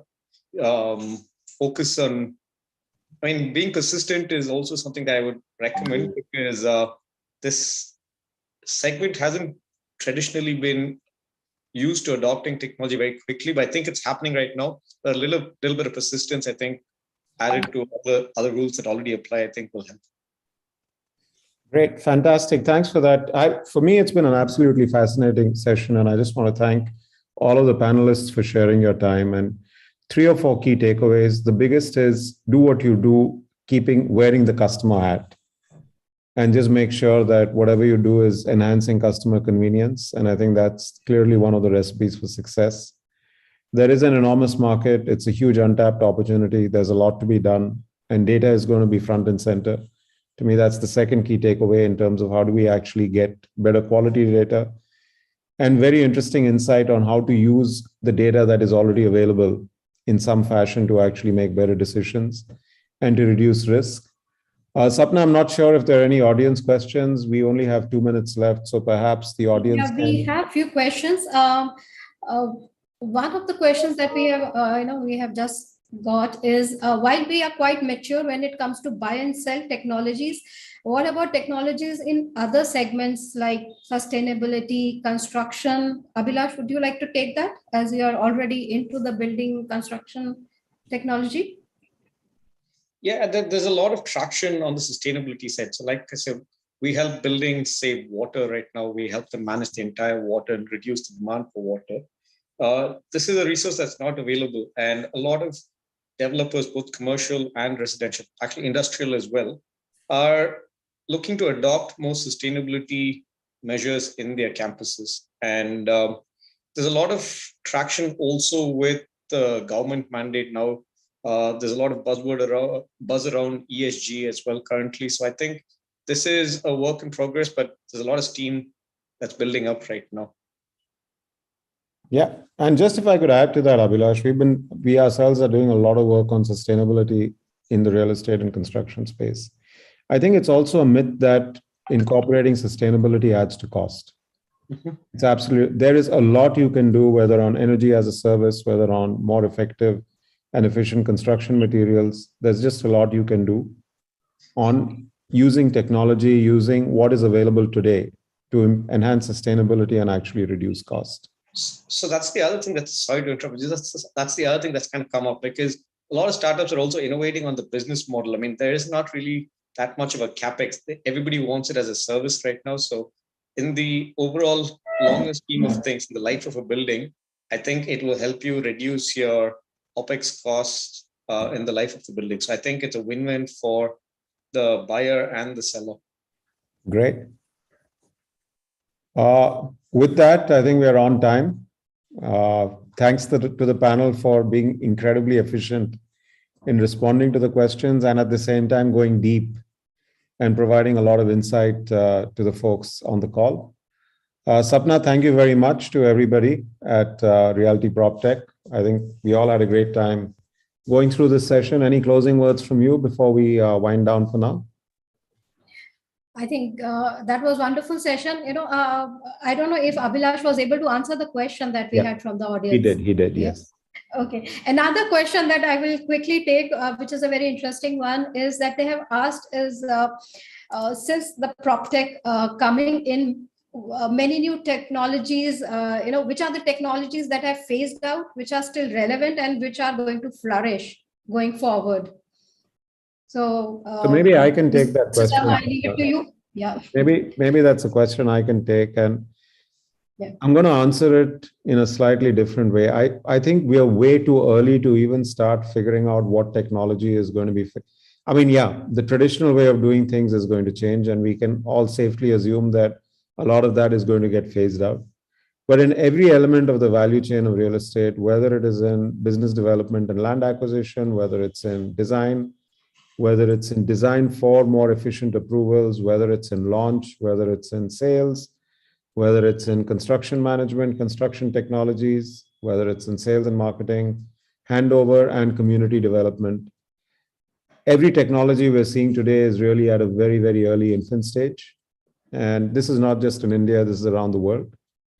And whoever owns these spaces is going to own a huge, huge opportunity going forward. It may not be the best technology, but if it's a good enough technology that provides what the customer requires, I think that's the golden grail.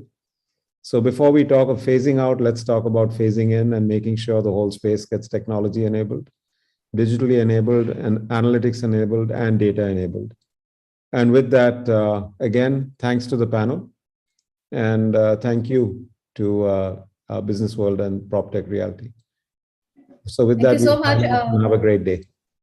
Yeah, thank you so much. That was indeed a wonderful session. Thank you to all our speakers, Mr. Pankaj Kapoor, Abhilash, Aryaman, Amit, Govind, and Sudeep for being here with us. And thanks, Mr. Sama, for that wonderful moderation of the panel. So thank you everyone for being here with us and for taking the our audience questions as well. Thank you so much. Thank you. Have a great day. Bye-bye. Thank you, Gopal. Thank you, Reality Plus. Thank you, Sapna. Thank you. Bye-bye. Gopal, you did good.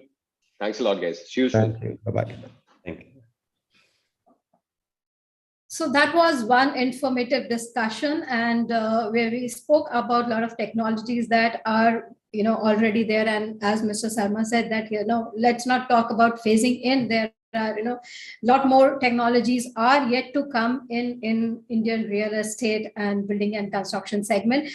So with that, let's get ready to welcome our next set of speakers and for another interesting conversation that we are going to have, which is on the next big idea, empowering realty sales. So let me introduce our panel members while they are joining in.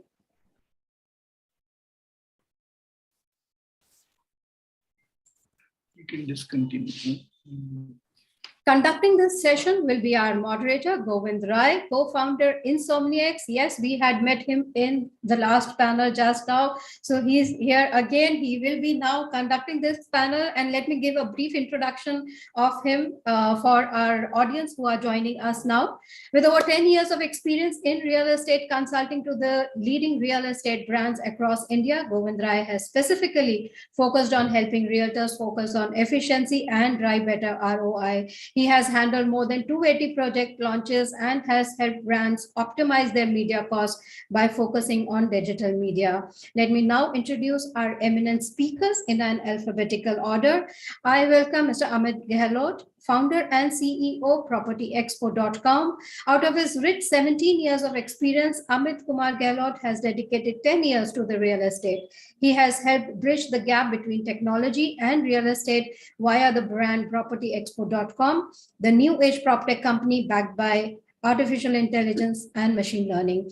Amit is also a pioneer in conducting on-site project training for large sales teams and training capsules for different projects of different developers. Our next speaker is Mr. Prakash Tejwani, CEO and co-founder Career Socially. Prakash Tejwani was the accelerator head in Pitney Bowes prior to founding Career Socially. He has more than 15 years of technology experience to build global products around asset management. With his expertise in location intelligence and data science, he mentored more than 16 companies like Infinite Analytics, Medimojo, e-couriers, etc. under healthcare logistics and AdTech space. Our next and final member, let me introduce Mr. Vivek Agarwal, co-founder and CTO, Square Yards. Vivek has been instrumental in building various tech and product platforms for the company, and he has a rich experience spanning more than 18 years with some of the world's largest companies like Intel, Nokia, and Accenture. He has co-founded 3 companies in his previous entrepreneurial stints with 2 successful exits. Vivek is also an avid researcher in the fields of Proptech, global megatrends, value chains, business models, products, and service strategy. So this is our next very interesting panel and our eminent speakers. I believe our next panelist, Prakash and Amit are just joining in few minutes. Govind, I would just like to take it from where we had left in the last panel, where one of our audience had asked which are the technologies that are phasing out and which are still here with us and which are going to flourish. Any views on that? So, Sapna, to be honest, in the real estate space, if you really look at it, because I'm a sales and marketing side guy, so I'll talk from that perspective. So the technologies that were existing were legacy systems like the CRM and the ERPs that have really existed. And the good and the bad part is they've existed for now almost 20 years on. And what a lot of people who were building in this decades were a replica of what was already existing. So in the last 2-3 years, though, I'm very glad that the new guys who are coming in, they are looking at the whole problem from a different point of view. And they're giving a new dimension to what we call a CRM, what we call an ERP, because it was a very simple, complicated systems, too many things happening. And because of that, not being utilized to its full potential. But now with the new guys coming in, understanding the technology, they're making more intuitive UIs. They are working upon, a lot of AI and ML driven response systems, a lot of feedback mechanism where people can improve on their own. So we can no more call this category a CRM anymore. So there's a huge improvisation that we have seen specifically in the last 2-3 years in this space. And yeah, so in a way, CRM for us is dead. But yeah, there's a new form coming in. We do not know what people are going to call it yet. But, we cannot really call them the legacy or compare it with the legacy system that existed. So that's one part of the technology that I can totally say that, is definitely going to change and is going to get obsolete. We had, we got on the last meeting, let's say, now the space that he's operating in, it's a brilliant space, but there is nothing that was there. So a lot of such kind of scenarios are going to happen where nothing existed. It was only physical. Technology ke naam pe just it was surface or maybe nothing existed. But now, we're going to see a huge bunch of people coming in and solving every challenge with a great tech piece coming in. So yeah, that's where... That's right. Let's figure it out because this panel discussion topic is the next big idea. So, Govind, I hand it over to you now. Okay, thanks a lot, Sapna. I just to confirm, I have time till 1:40, right, Sapna? Just confirming that one. That's right. That's okay. Right. So, guys, we are starting bang on time, and the good part is we have 1 minute extra. I can see that, and let's take the best of it. The idea remains simple that we will be splitting this fight in 3 parts. The first part is a basic warm up so that we understand the context. The second, I'm going to keep a rapid fire. Let's make it as rapid as we can. And then the idea, the last 5 minutes, I want to spare in the conclusion in terms of what's the next big idea that we are really talking. So Amit, I'll start with you. Yeah. Hi, Govind. So yeah. Hi, Vivek, Prakash. So if you talk Amit, I will just come to a question that I had for you. Simply, if you have been there in this space for a very long time, in the last 3 years, any technology which has surprised you, which has defied all the stereotypes, and you thought that it's not going to work, but it has really surprised you, what the technology is going to be? How are you going to classify it? So actually, if we talk about today's scenario, so metaverse is the next big thing, but I have my own suppressions to the same, but I want that will work in real estate. But surely blockchain will do magic. While the system will be in line and government will support and developers and the property platforms will invest. So then the thing will happen. So for the last 3 years, so what works for us or any good company? So that is called those who have put money in data analytics, data mining. So in real estate, it has worked like anything.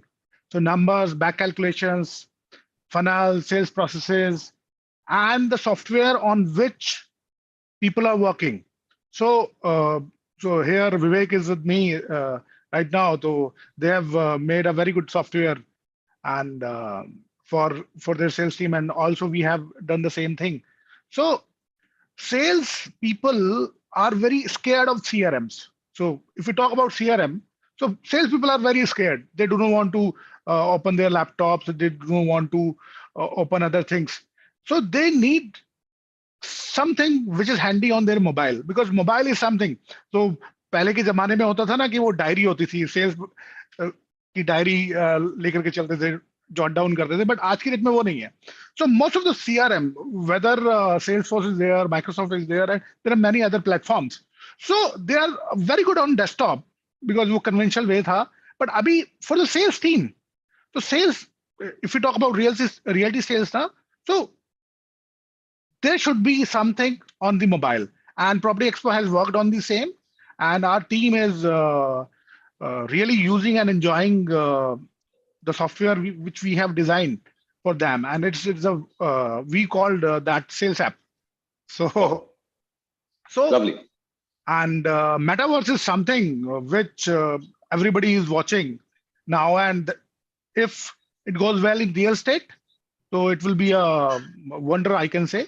But blockchain will surely will change real estate, and surely in India, sooner or later it will be people have to be on blockchain, because there are crores of property and there are crores of frauds are happening.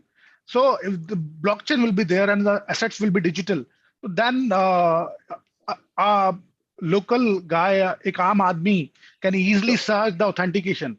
So for me, and if we talk about the really big idea, that is e-commerce. It has already come. Property Expo is working with our partners also. There's a company called Sales Assist.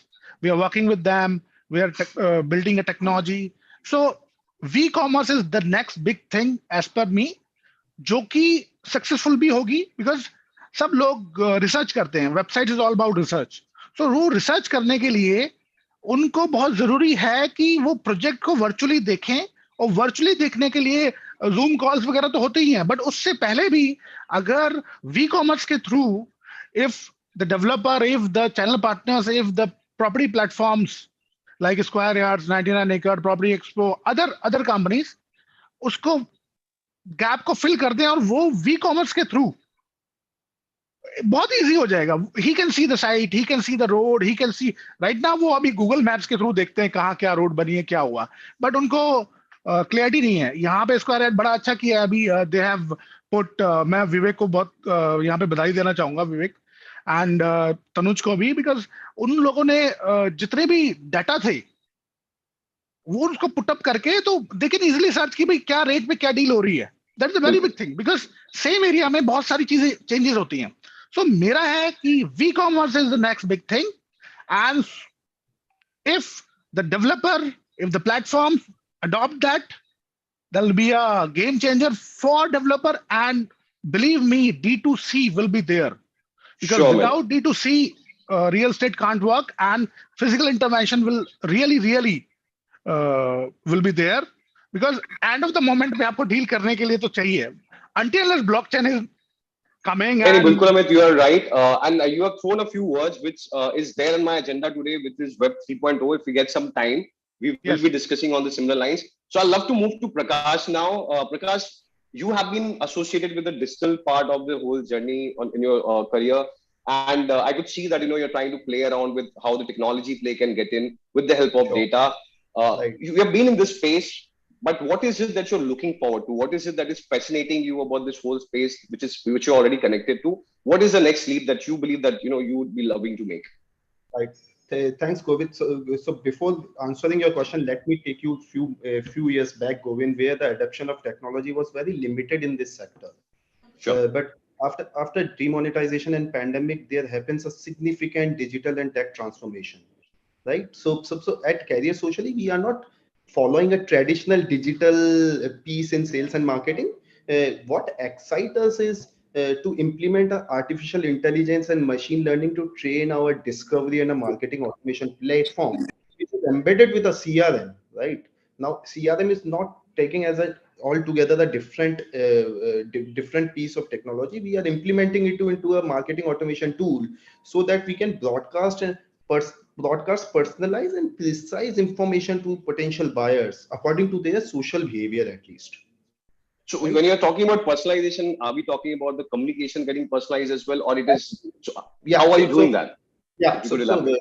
Yeah, that's a good question, Govind. So what we did initially for first few years, we spent heavily over curating a data and crunching a data from a social medium, which includes LinkedIn, Facebook, Stack Overflow, Quora, Kaggle. There are 32 profiles over which we have curated a personas, which comprises of their academic information, professional history, along with their spending potential.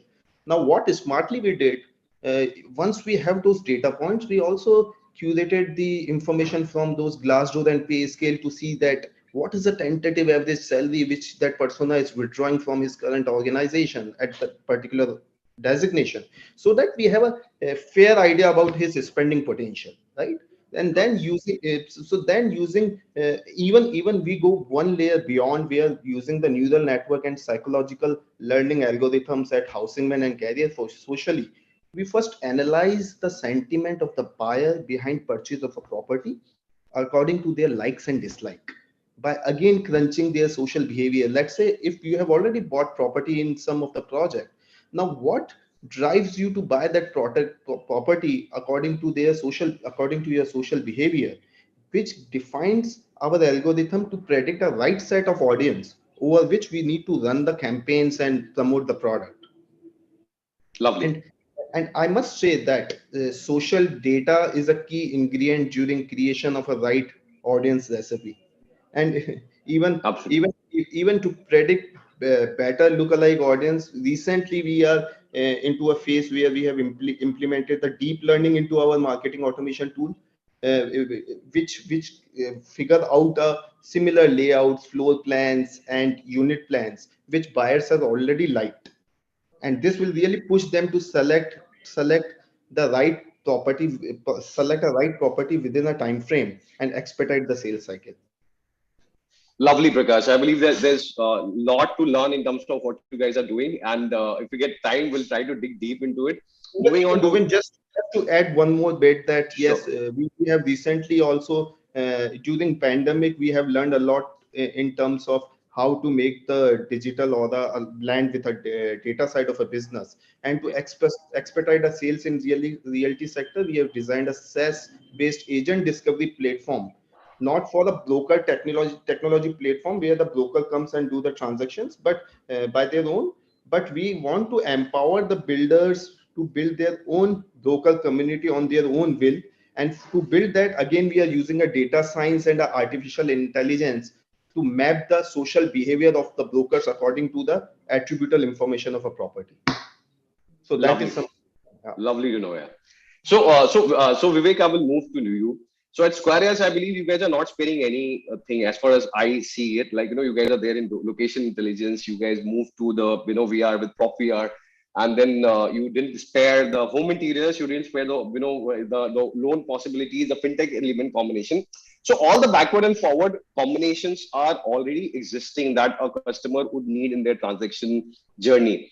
My question to you are two-phase. One is, amidst all the moves that you have made, what is that one move which has really given the most amount of traction? You can call it from the point of view of revenue, profitability, And the second question that I had for you was, if in case you had 5 more hours in your day, let's say your days are made of 29 hours, what is that one more unit that you will add to your already existing portfolio? One unit that you believe that you are not doing yet, but thoda time hota to main zarur karta. What is that unit is going to be? Thanks, Govind. So I'll answer the first question first, Sure. Which is like, so probably for all the viewers here, so we are into multiple segments of a real estate value chain, starting from search and discovery to transaction, brokerage. We are into home loans, mortgages. We ventured into rentals, property management, and as Govind said, recently we ventured into data and VR as well. So we are attacking this from multiple angles, and we want to be one single platform for anything real estate. So what has worked, of course, real estate brokerage, which is in the new home segment, which is primary real estate brokerage. That's our bread and butter. That continues to do well. We have been a positive beta in a negative industry so far. We have been growing year on year. So that's a mainstay of the business. But among the emerging and the ancillary businesses, what has worked for us is one is the mortgage segment, which is the home loan. And so there are two parts of the home loan story. One is the real estate that we sell, we do home loans on that. And second is the independent home loans, independent of whoever has sold the property, right? And this includes a LAP as well. So currently, as we speak, we have become the largest player in this segment. We are dispersing close to 500 crores of monthly home loans. So that has worked really well for us. And there's a good attached ratio between real estate and mortgage. And independently also, it's doing very well. And here also, we are aggregating small brokers, small DSAs, so on and so forth. The second thing that has worked for us is on our marketplace. So when we started, so we were, as I said, like for the initial 4 or 5 years of our journey, we are a 7-year-old company. For the initial 5 years, we didn't have any secondary presence on our platform, right? It was only new homes from the developers. So we launched our marketplace 2 years back. And at that time, we had to break the chicken and egg, right? There were already marketplace in the industry like 99 acres and Magic Bricks and all, right? So we went after supply. We had enrolled, registered close to 200,000 brokers on our platform, and we gave them free listings and they can get free leads, irrespective of, like, we are not charging them anything. So we broke that supply problem. We brought the listings and we focused on quality listings, right? You cannot upload a listing without an image. You have to maintain certain parameters, and we are ranking these agents based on the listing quality and all. So right now, as we speak, we have close to 1 million listings on our platform, which is equivalent to all of these platforms. We are clocking around anywhere between 5 to 6 millions of visits on our platform. So that has worked really well for us. We are now not only a transactional brokerage, we are also a marketplace. And we want to be, our hypothesis is that we want to do end-to-end, right? Right from search and discovery to transactions to home loans to rentals to property management. So these two things, one is the mortgage, and second is like scaling up our supply side marketplace has really worked for us. Super. And there's one thing that you're not doing yet. If you could just quickly tell us that, which you would want to do if you had those 5 hours today. Yeah, we keep on evaluating these opportunities that we get. So Yeah. A lot of things we are not doing. We are not doing community management, right? The likes of like MyGate or those. Right. We are yet to start our mandate business, right? Where you developer mandates and then you market those properties. We have experimented a bit in this, but not scaled up this business as yet. So I think these are the two things that are on our immediate focus. The third, which is very large opportunity and which no one has done in India, is building a transactional marketplace for, I'm not talking about search and discovery, but transactional marketplace for resale properties, right? So resale if you see the overall market, it's like almost 2.5 times the primary market, right? Absolutely, the secondary. There's no organized player who is offering these services at a scale, and we see that as an opportunity. So if I have 5 more hours in a day, I'll focus on these. Long way to go. That means, you guys have already achieved so much in 7 years, but yeah, there's a long way to go, and that's a opportunity, I believe, and is always to chase what is not done yet. So, guys, now I'll move to the second, session of our, our discussion, and this is a rapid fire, which I'm calling as of now. Since it's a fire chat, let's make it a little fiery. So, the answer have to be a one word or a one sentence or maximum 2 sentence. We got to keep it quick so that towards the conclusion we have larger time and we discuss the next big idea properly. So my first part is a word called technology, and the question that I'm putting here in front of you is, if you had 10 crore in your pocket just to spare and put it to a Proptech technology sector, what that sector is going to be? Ab kitna paisa kahan daloge? If you had just 10 crore in your kitty as of now and you have to put that money tomorrow, where will you put it? So, Prakash, I'll start with you on this one. So, well, obviously, I will pick the first one, which I am developing as of now, is a data science-driven marketing platform. Another one I will keen to spend over blockchain platform which empower actual transactions along with registry. And the third one, as Vivek already mentioned, that on a community platform to penetrate into a secondary market to get a data out. So definitely on a community platform. ये 10 करोड़ कहाँ का? ये आपके data science में कितने डाले आपने? आपने 5 करोड़ डाल ही दिए लग रहा है. How much would you put if you could just tell the ratio?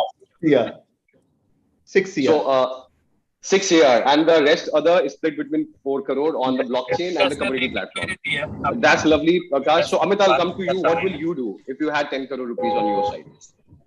I will put 40% in technology development overall.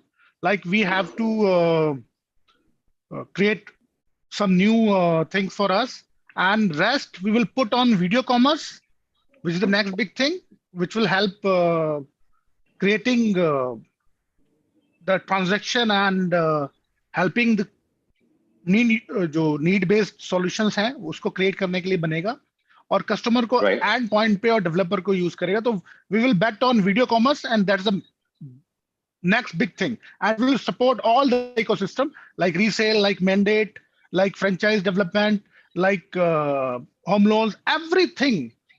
Sure. So video commerce is our bet. Lovely, yeah. So, and Vivek, what would be your 10 crore going? You've already done a lot, but where the next 10 crore go? So I am actually looking at companies, and I do some angel investing as well. So I am looking at companies who are using a combination of PropTech and FinTech to disrupt the transaction model, right? So there are models where you are providing home equity and you don't have to take a mortgage, right? A rent to own kind of model. So anything which uses a combination of FinTech and PropTech to make the transactional process simpler, to make it inexpensive, to make the real estate a bit of liquid property rather than a illiquid asset. Got it. Major part. So I'm looking at those opportunities.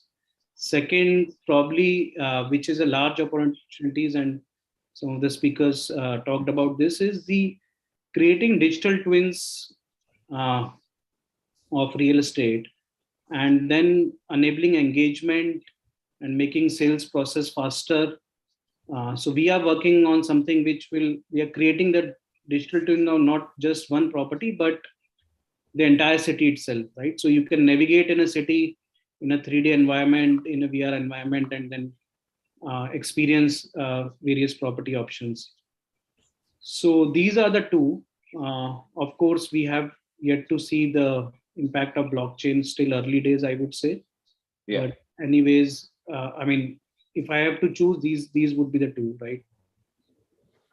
Lovely. And for the second one, I believe I'm very excited about to see how it's going to turn out. Some view I got with the help of Sundar. I believe it's a fantastic opportunity there, and that can just give a great defensibility to what you're building already. So yeah, kudos to you on that one. I'm going to put my money there as well if I had that much. Yeah. So coming back to the next one quickly, guys, we have 10 more minutes. So when I say data, data is like, it's a very overused word, very much exposed.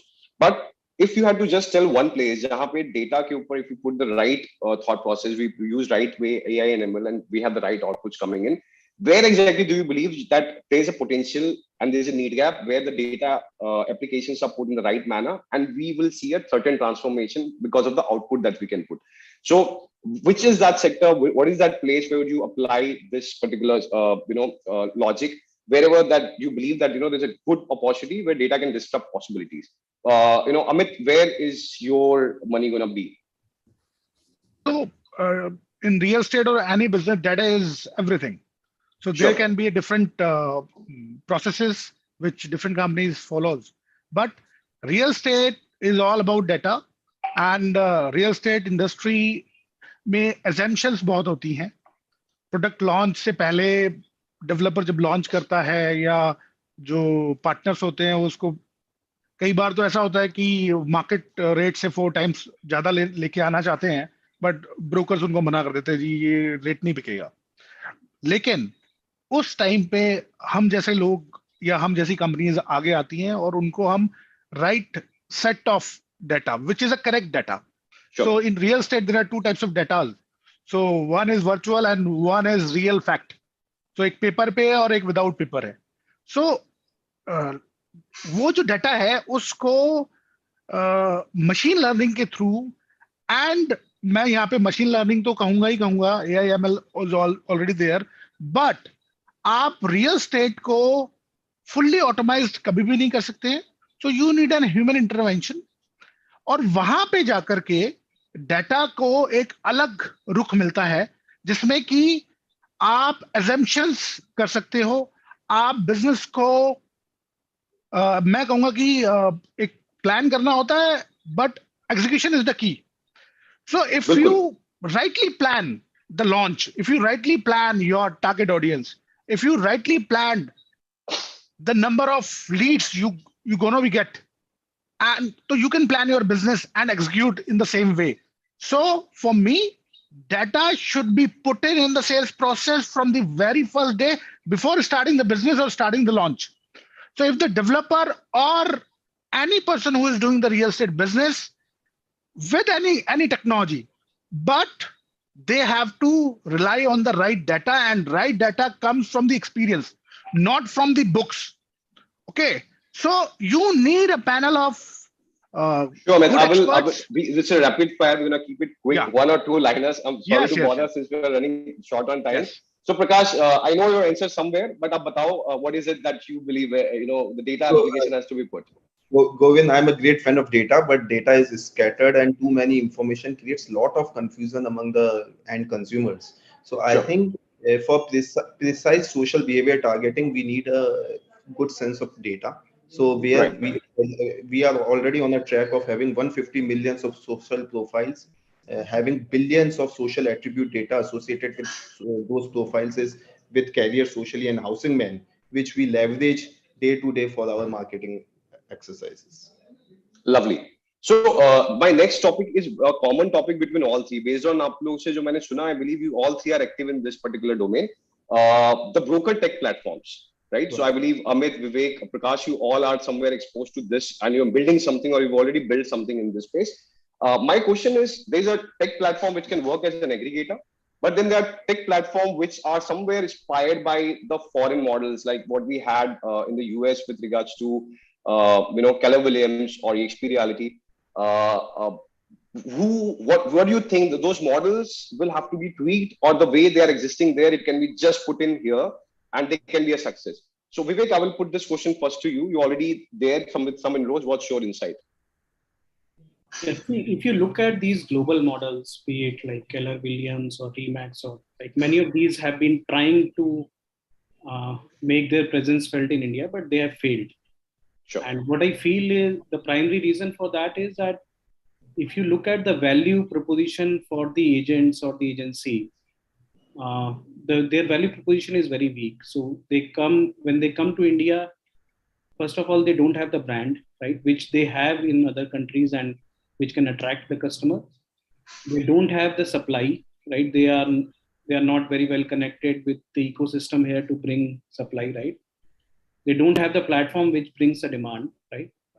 So, and they charge money for franchisee development, for trainings and technology, which are for in India, the perceived value of training and technology is not so much, right? Yeah. Especially in the agent community.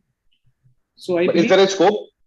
How would you conclude that, the training and the knowledge imparting, is it too fertile an experience, or is it a I possibility? don't think that those kind of models where you are charging for training or technology, especially for the agent community, would work in India. Okay. You have to get them real value. You have to help them close transactions, right? Got it. And that's why I don't see these models succeeding unless they change their business model. Right. Okay, so you have a very clear answer here that it is not going to work in the similar fashion. You've got to do it in a different way in India. It's not going to work unless they have a clear strategy of how to crack it here. Absolutely. And Amit, aapko kya lagta hai? The possibilities of EXPs and Keller Williams with the same model replicating is going to work or not? I am in 100% agreement with Vivek. They have to tweak and they have to put a lot of money in India, because in India, market is not regularized as other countries. So one thing is very clear. Broker सबसे पहले बोलता है जी, what is in it for me? मेरे लिए क्या है जी? मुझे I don't want EXP or other platforms. मेरा तो खुद का ब्रांड है, वो ये बोलता है. So यहाँ पे बहुत क्लियर है कि इन सारे प्लेटफॉर्म्स को दो चीज देनी पड़ेगी. मैं उन सबके लिए फ्री में एडवाइस दे रहा हूं. They have to do the mandate model and they have to give the advance brokerages. If they will involve in these two three things, उनको कोई रोक नहीं सकता इंडिया के अंदर, if they have the money power. Otherwise they will flop like earlier big names. I don't want to take names here. So ये बड़ा clear है. तो these are two things, mandate model with advance brokerage. Line लग जाएगी brokers की, broker platform तैयार हो जाएगा और वो कोई ट्रेनिंग की उनको जरूरत नहीं होगी. यहाँ ये इंडिया है, यहाँ पे पान वाला भी प्रॉपर्टी बेचता है. That's the big thing. Absolutely, Amit. Very, very bang on. I believe you were very clear in terms of what is it that is needed in India for the broker tech platform to succeed. Prakash, your take on this? Govind, yeah, I would not say no, but it would be really challenging as the Indian market is quite different, especially for the secondary one, and they need to tweak their model, especially for the educational deformation for agents and the brokers. Okay, absolutely bang on, Prakash. So now we have 2 to 3 minutes to go. So I'm just gonna quick 1 word or 2 words answer. Metaverse अगर मैं बोलता हूँ, आपको कहाँ लगता है where exactly we can have the real application of metaverse in the real estate scenario of India as of now? कौन से place में where it can work? It can be anything. It can be the developer operation, broker operation. It could be something else. Where do you believe the real possibility or customer experience? What is your take? Vivek, what will be your place where you will be putting metaverse into good use? See, as I understand metaverse is something where your digital identity becomes more important than your physical identity, right? Sure. Or your digital assets are more valuable than your physical assets. So I would see where we foresee this market going is that we have seen platforms like Decentraland, Sandbox, where there is a huge customer traction and people are buying virtual properties because you have eyeballs there. So a Gucci or a Samsung would like to advertise there. Sure. So that's where it's going to go. Any platform which is going to attract the audience which live in virtual world, right? Like my son, he plays like he lives in a virtual world for 3 to 4 hours a day, right? Absolutely. So metaverse for physical properties, I think it's still some time to go, but probably we'll see in some time the NFT, if a developer wants to create an NFT of his project, right? So he may want to own that, and if that's valuable, or if a virtual piece of land is valuable, they might go for it. But it's still, I think it's still some time to go. Absolutely. Okay. So quickly, Prakash and Amit, where would you put metaverse to use? What Vivek has not covered is a possibility in the customer experience, maybe, or the collaboration of the brokers with the developers or the internal brokers. Do you think is it a possibility, or it's too far-fetched of a talk that I'm doing? The possibility is 100%. Metaverse is not a small thing. it is universe. So metaverse, आपको सारे जितने भी हम बातें कर रहे हैं वो सब कुछ मेटावर्स में आती है. So digitally, because I think आज की डेट में डिजिटली कोई भी कस्टमर बाय करने से पहले नॉर्मल रिसर्च करता है. मेटावर्स के थ्रू वो रिसर्च, उसका जो आउटकम होगा रिसर्च का ना, बहुत अच्छा आएगा उसको. तो उससे वो हेल्प कर पाएगा डेवलपर की भी, अपनी भी, और वो जो बाइंग डिसीजन है बहुत जल्दी होगा. और मेटावर्स जो सबसे पहले जहां पे मैं कहूंगा कि जो इम्पैक्ट आएगा वो ये है कि if the big developers and big platforms put money in metaverse and create digital assets for cities, for their projects, it will change the real estate scenario altogether. But it is at least 7 to 8 years years from now. So, but surely it will impact. Absolutely. So Prakash, where do you think the application of metaverse for real estate? Yeah. So Govind, for metaverse, I believe that in near future, definitely the cross border or cross sales business opportunities via digital sales of digital sales via virtual reality and augmented reality will shift the game. Because let's say I'm sitting here, I want to do the business and do the cross geography sales sitting in US, then this will definitely bring lot more potential in near future for us. Lovely, guys. I believe that was great insight all across that we got today. We had a limited amount of time, which we've exhausted. So before I hand over to Sapna, just if you could just summarize one word, his next big idea hai kya? What is the next big idea in the PropTech that you are going to bet upon or you believe? What is that one word or one sentence for it? So Vivek, starting with you, what's the next big idea? For me, it's like, I would say unmortgaging the mortgage, right? Unmortgaging the mortgage. That's quite complex and beautiful, but yeah, it's a good takeaway. So like, see, real estate, if you see, it's a very expensive asset class. It's illiquid, right? Unaffordable to most. So anyone who can actually break this and make it like you can trade real estate like you trade your stocks, right? So those are the kind of ideas I would see. I would like them evolving over a period of time, and you never know, like in 5 years from now, 10 years from now, we would be having those concepts becoming mainstream. Right. Lovely. Yeah. That's quite good possibility. And we can definitely look into it as well, all of us. And Prakash, where you believe that next big idea lies? So I think I believe that a blockchain ecosystem to bring all assets, stakeholders, including all authorities, under one roof to digitize the transaction would be the game changer. Superb. Okay, I agree there as well. I believe that's going to happen. Let's see how soon it happens. Yes. Amit, what is your one word and next big idea? एक sentence करना पड़ेगा, one word तो is not possible. बिल्कुल. D2C reality platform backed by video commerce, supported by blockchain is the future. Wow. Okay, you covered three things together, two technologies which are into innovative domain. Absolutely, I agree as well. There's a lot that I would love personally to learn and discuss here, guys. We have a limitation of time. Sapna, I will not delay your schedule any further. I've already taken 4 minutes extra. So over to you. And thanks a lot, everybody, Vivek, Amit, Prakash, for joining me. I hope, I learned a lot, and I hope it was similar for everybody here. And would love to connect sometime soon with all of you for detailed discussion. Sure, Govind. Govind, let's hear your big idea as well. What, according to you, is the big idea? Okay, so what according to me is a big idea is somewhere. I agree that the big idea remains somewhere into the mortgage domain for me as well, where the fintech and PropTech play is happening. The down payment assistance part to making things possible and affordable to the customer at the very start when they're thinking of buying the home. So the velocity of the home buying can never be changed. I believe it is gonna be somewhere. Aaj zyada hoga to kal kam hoga. But a lot of people will open up and make those decisions quicker and faster. That can give us a good boom if the down payment assistance part or the whole purchasing part could be made a little more possible. Interest rates are all time low, and there's a best place to be in. But there's a down payment where I see a huge play is going to happen. I'm not talking about from iBuying perspective. I'm just talking about from a perspective of fintech. Something what I love one company called Home Capital, what they're trying to do, the way they're trying to solve.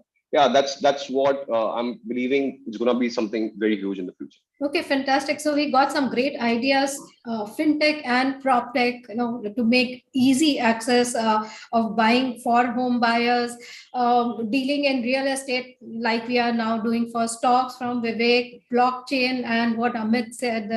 Prakash said blockchain, assets on blockchain, and Amit said buying B2C model on video buying. So we are already seeing social commerce, slightly replacing e-commerce, not fully, but probably very soon we will be seeing that. So some very great ideas. Thank you so much, for that enlightening conversation that we had, and I'm sure our viewers also had some very valuable takeaways from this discussion. Thanks, Govind, for that wonderful moderation. Mr. Vivek Agarwal for being here with us, Amit Gehlot and Mr.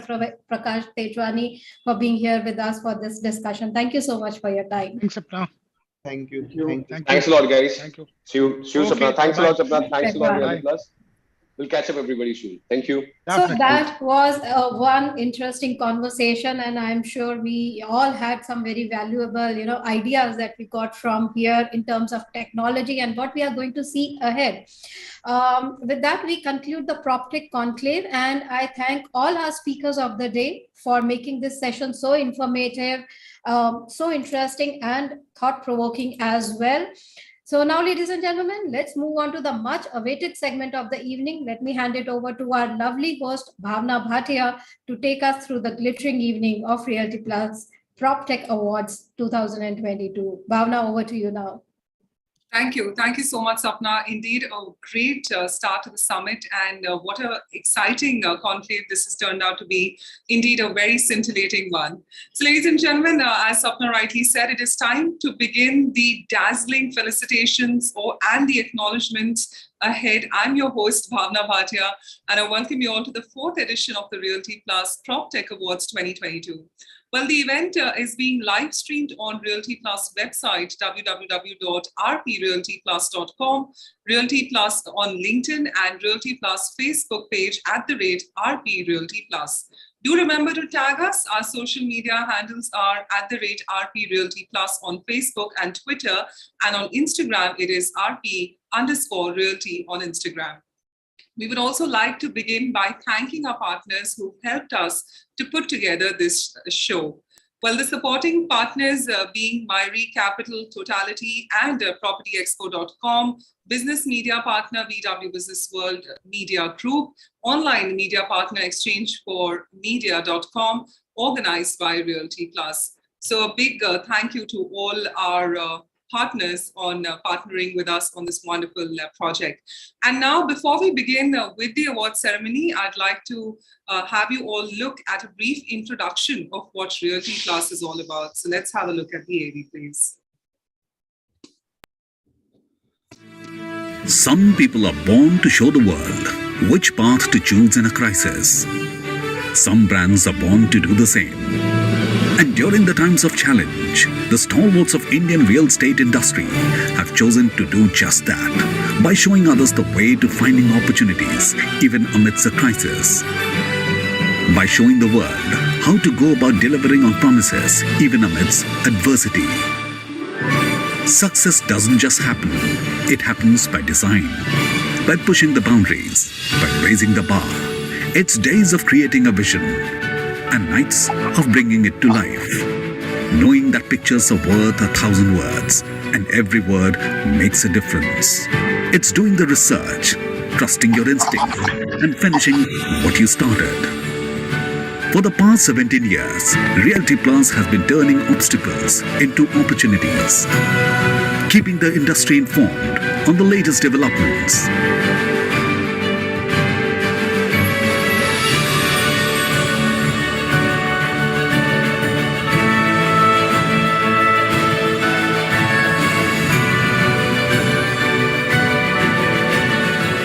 Innovating to inspire debate and discussion.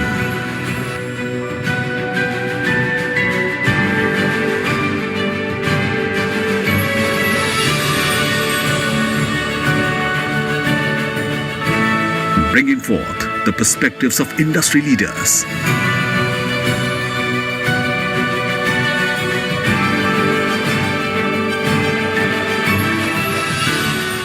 Honoring hard work and achievement.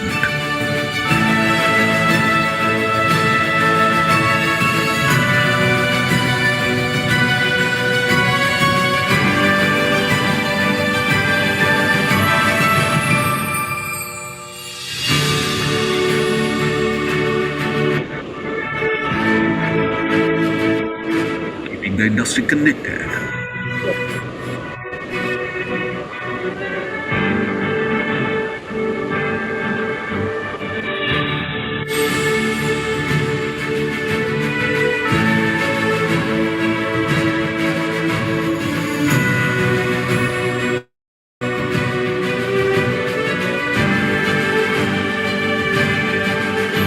This is what we are built on. This is what we are building.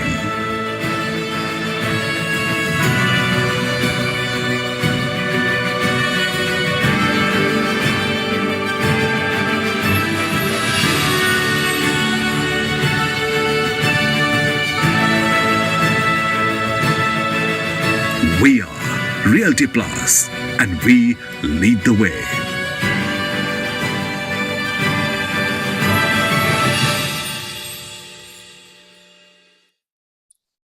So yes, ladies and gentlemen, that is all about Realty Plus. Do keep in touch with Ms. Tripti Kedia, the publisher and business head, Realty Plus, to know more about Realty Plus publication and its products.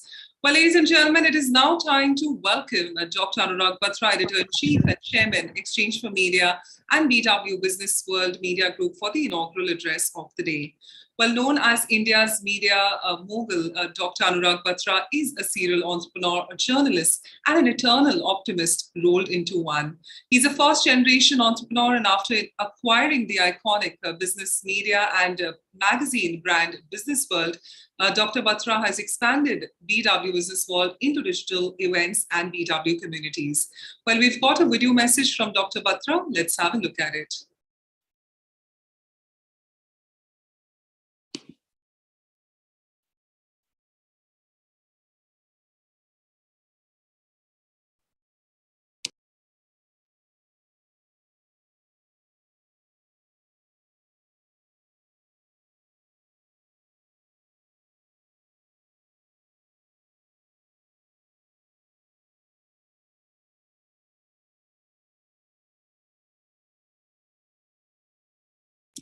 So, well, Dr. Batra has sent us his wishes and congratulations in advance to all the winners. I'm sure he's, always enthusiastic and puts across the vision so wonderfully. So, thank you so much, Dr. Batra, for your wishes on the same.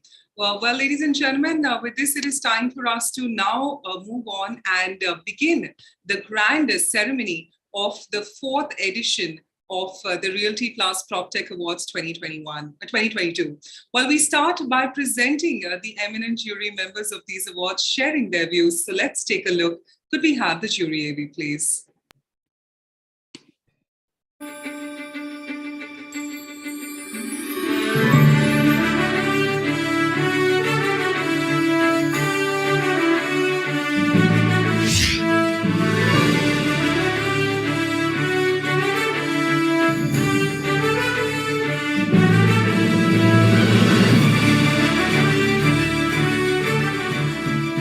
This is Anuj Puri. As always, it's been absolute delight to be a part of the jury for the Realty Plus Awards. Like every year, this year, these credible awards recognize consistency, delivery, customer satisfaction, quality. The jury has been very independent and have recognized the contestants which have been able to deliver on quality, on the prospects of customer satisfaction, and ensuring that everything is done within a given time frame. We wish all the contestants the very best, and certainly the winners very, very good luck. We look forward to seeing you all at the award ceremony. Hello everyone, I'm Suresh Jairaju. It's a pleasure to be on the jury panel of the 4th Realty Proptech Summit Awards 2022. Firstly, a warm welcome to the innovators and disruptors in the PropTech space.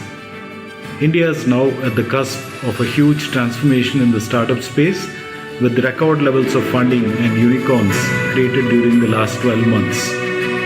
We have seen amazing disruption and innovation in the Indian startup space, following the core primary human needs led by Roti, Kapda and Shiksha, that is, food tech, fashion tech and edtech sectors. With this edition of the Realty PropTech Awards, we hope to see marquee Indian startups disrupt the fourth primary need, Makan, with game-changing ideas and technologies which will disrupt the PropTech space worldwide. I wish all the very best to the applicants this year.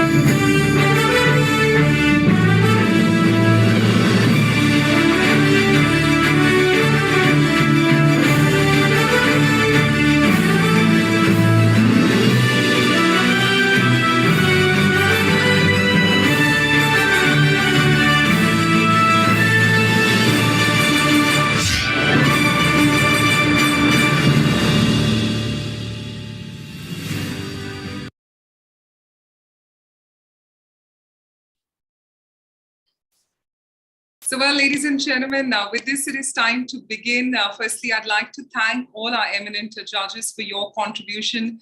Dear friends, we now bring on the stage the winners of the Realty Plus PropTech Awards 2022. I'd also request all the winners to please stay with us till the very end of the ceremony for a group photograph, as it's something you'd definitely love to take back. So, ladies and gentlemen, the awards are being presented to the most impressive work of organization and individuals in the realm of real estate technology. Well, let's begin with the first award of the evening, which is of the category PropTech Startup of the Year, is presented to a company that has shown innovation, scalability, and market reach to become a game changer in the industry.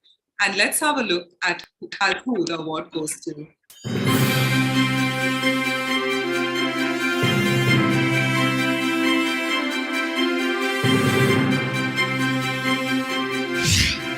And now, ladies and gentlemen, the 4th Realty Plus PropTech Awards 2022 ceremony commences. PropTech has become more important than ever in our current times. Keeping pace with change is the PropTech Awards, which celebrates and encourages companies in this important arena of real estate. The 4th Realty Plus PropTech Excellence Awards categories represent the entire gamut of the PropTech sector.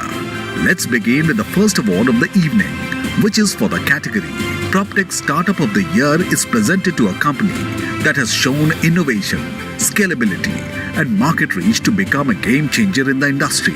And the award goes to Myri Capital.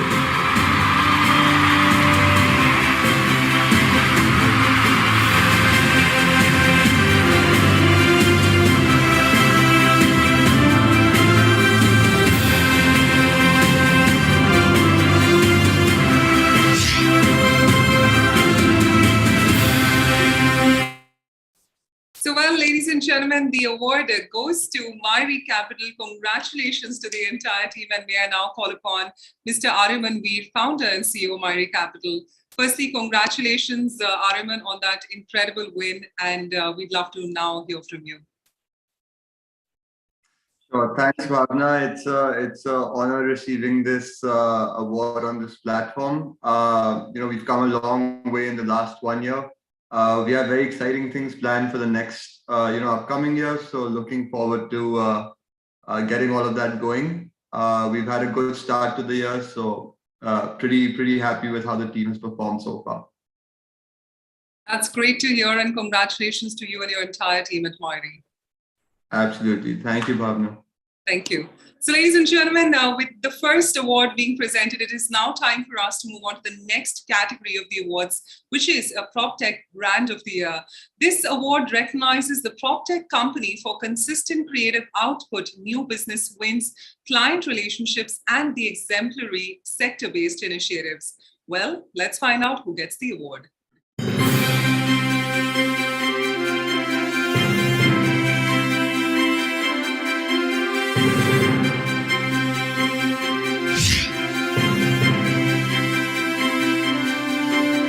The next category of the awards is Proptech Brand of the Year.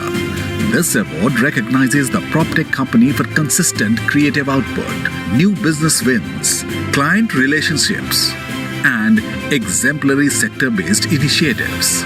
And the award goes to 75F Smart Innovations India Private Limited.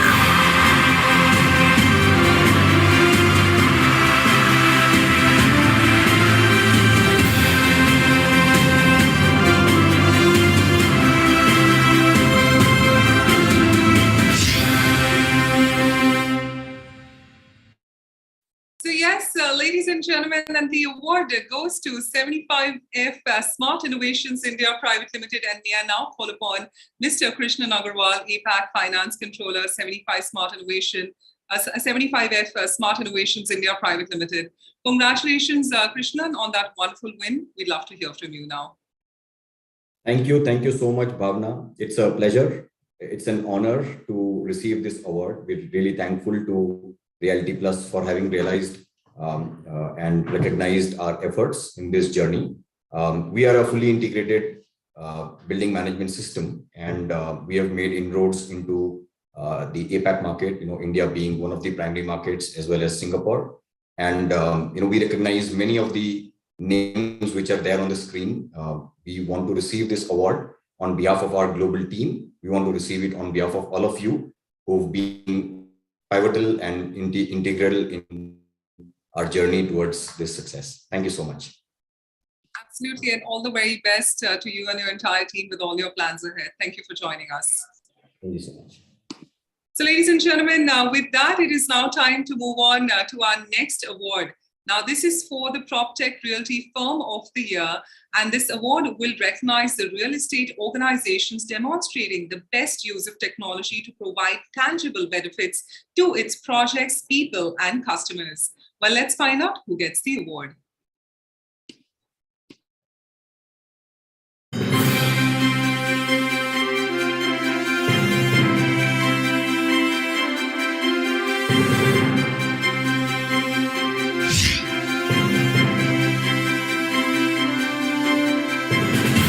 Our next award is for the Proptech Realty Firm of the Year.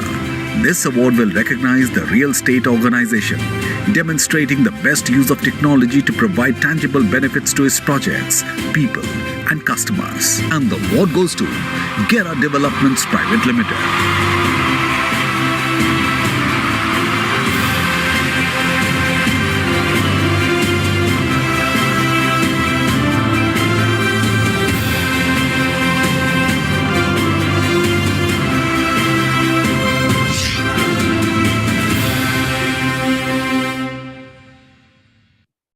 So yes, ladies and gentlemen, the Proptech Realty Firm of the Year, and that goes to Gera Developments Private Limited. And we now request Mr. Akash Kapahikar, Marketing Manager, Gera Developments Private Limited, to kindly join us. Congratulations to you and your entire team. We'd love to now hear from you. Over to you.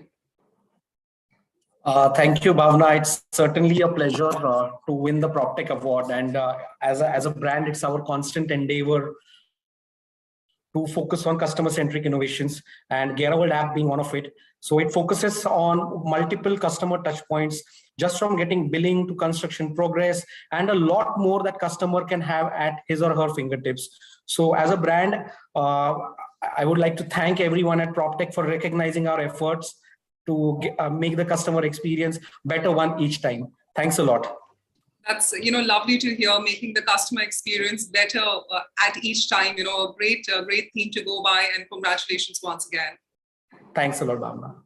So ladies and gentlemen, what an incredible win these awards are turning out to be. It is now time for me to move on to an exciting new field, which is tech-driven architecture.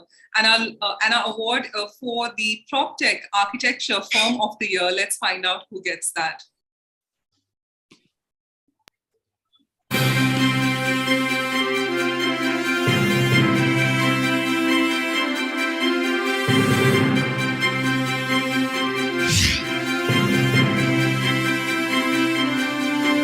An exciting new field is a tech-driven architecture. The next award for the evening is for Proptech Architectural Firm of the Year. And the award goes to DSP Design Associates.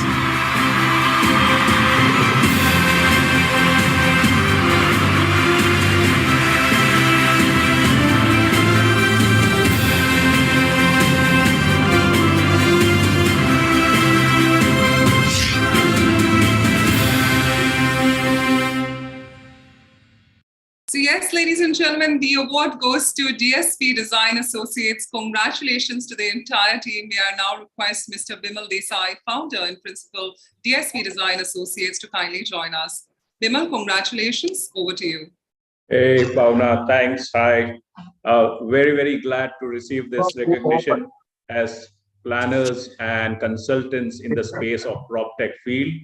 And I received this award on behalf of the entire team at DSPIB, which is our consulting division, focusing on providing advisory, consulting practice, consulting services, end-to-end services to clients, whether they are corporate clients or whether they are real estate developers.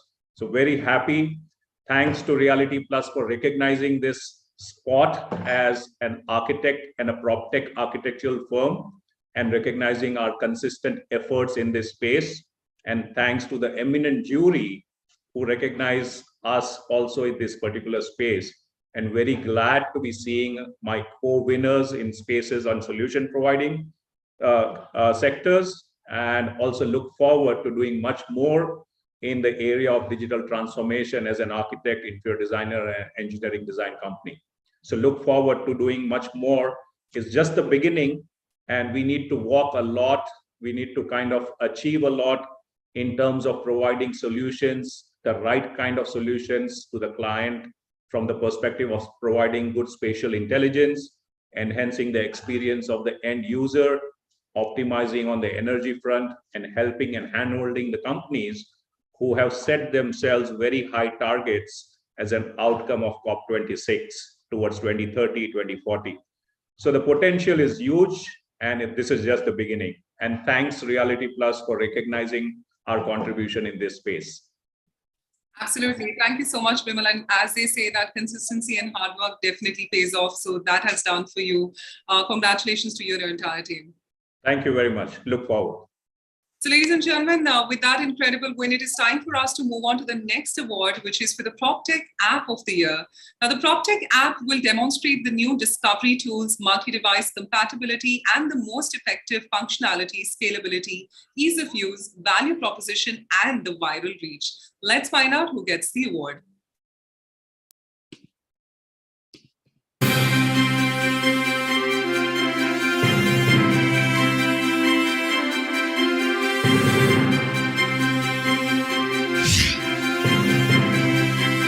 The next award is for the PropTech App of the Year.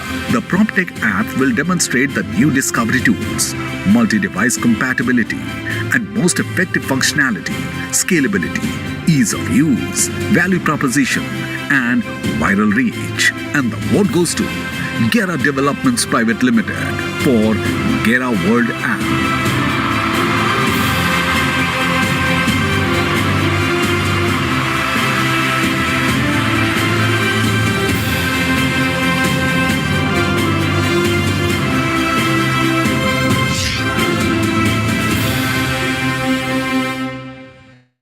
Yes, ladies and gentlemen, and the award goes to Gera Development Private Limited for Gera World App. And may I request Mr. Akash Kapahikar, Marketing Manager, Gera Development Private Limited, to kindly join us.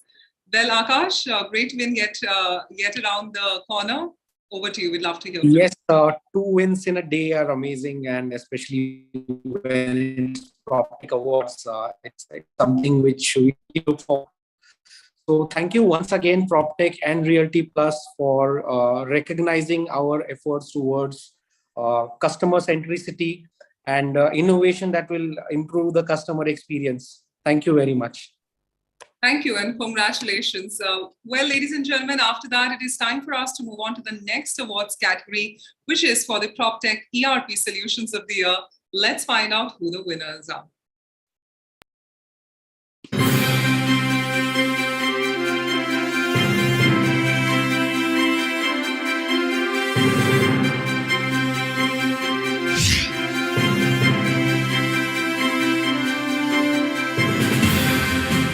The next awards category for Proptech ERP Solution of the Year acknowledges the solution displaying the professionalism and features contributing to business productivity. And the award goes to Apna Complex for Community and Society Management ERP Solution.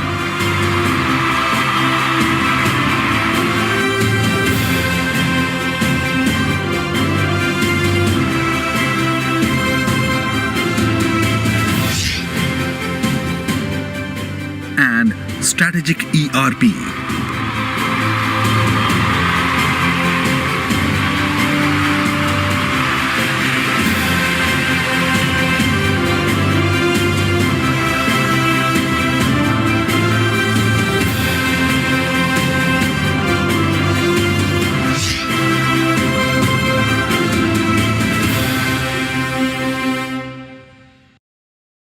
So yes, ladies and gentlemen, first up, I'd like to now call upon Shajai Jacob, Managing Director, Apna Complex. What an incredible win this is, Mr. Jacob.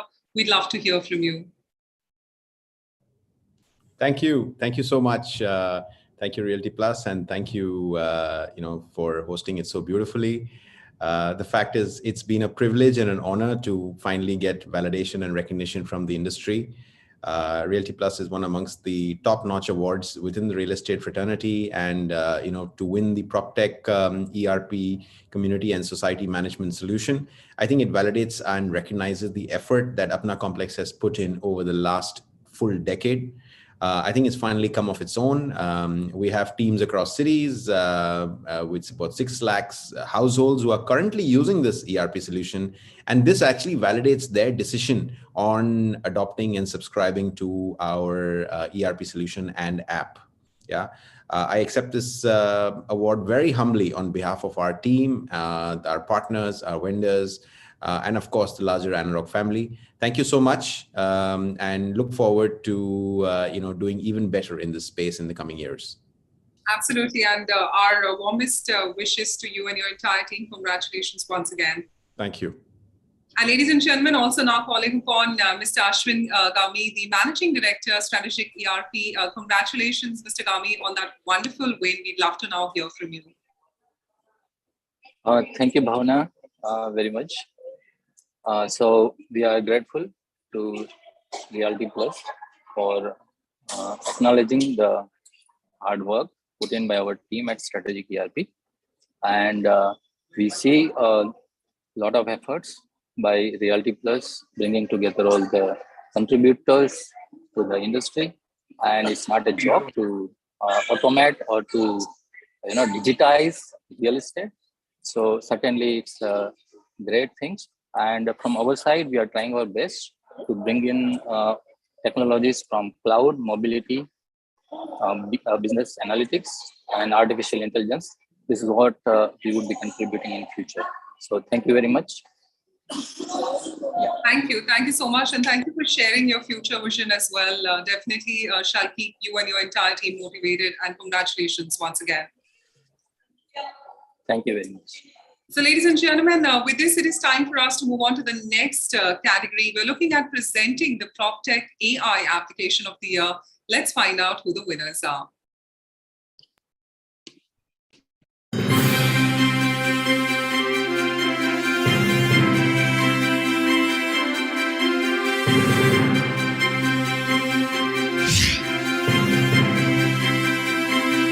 Presenting the Proptech AI Application of the Year. This category will recognize the AI software demonstrating the best algorithm and predictive analysis for solutions in a cost-efficient way with optimal results in the segment.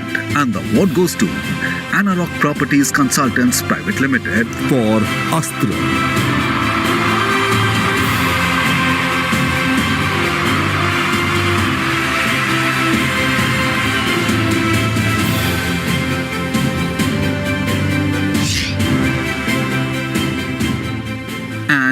Career Socially for Automate Leads and Agent Connect.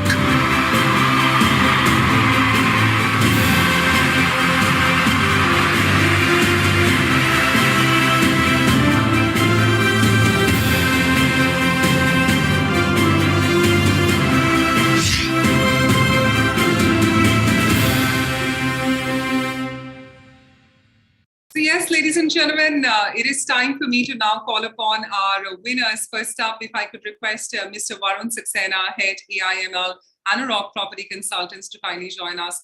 Varun, an incredible win for you and your entire team. We'd love to hear from you. Thank you, Bhavna. On behalf of the Anaro Group, I would actually like to thank Realty Plus and the jury members for validating and recognizing our efforts we've put in for Astra. Just a one-liner on Astra. Astra is a sales efficiency tool, if I may call it, which helps increase the efficiency of the sales funnel and working on the failed and junk leads. We all know in the industry, we have a huge number of junked and failed leads which come to us. Astra works on that through predictive analysis and helps increase the revenues. We've seen revenues grow by about 10 to 15% month on month within our group. We all know Anurag is a focused, tech-focused group, and I'm sure we'll continue to work for the Indian real estate industry with such innovations and applications in the future too. Thank you so much. Absolutely. All the very best for your future endeavors to you and your entire team, and congratulations once again. Thank you. Thank you so much. And ladies and gentlemen, with this, I'd now like to invite on stage Mr. Sahil, co-founder and Chief Business Officer, Career Socially. Sahil, yet another, it's a great win for you and your entire team. We'd love to hear from you now. Thank you, Bhavna. Thank you, jury and Realty Plus team for recognizing our efforts. This certainly boosts our morale for continuous product innovation, which we are leading by artificial intelligence and delivering value to our clients and the complete real estate ecosystem. I would just like to give that watch out for more space onto innovation. We are coming up with our new products in the coming quarters. Thank you. Thank you so much. Absolutely. Looking forward to watching out your space on the future aspects of your business. Congratulations once again, Sahil. Thank you. Thank you so much. So ladies and gentlemen, with this, it is time for us to move on to the next category. We're looking at the Proptech AR/VR of the year. Let's find it out.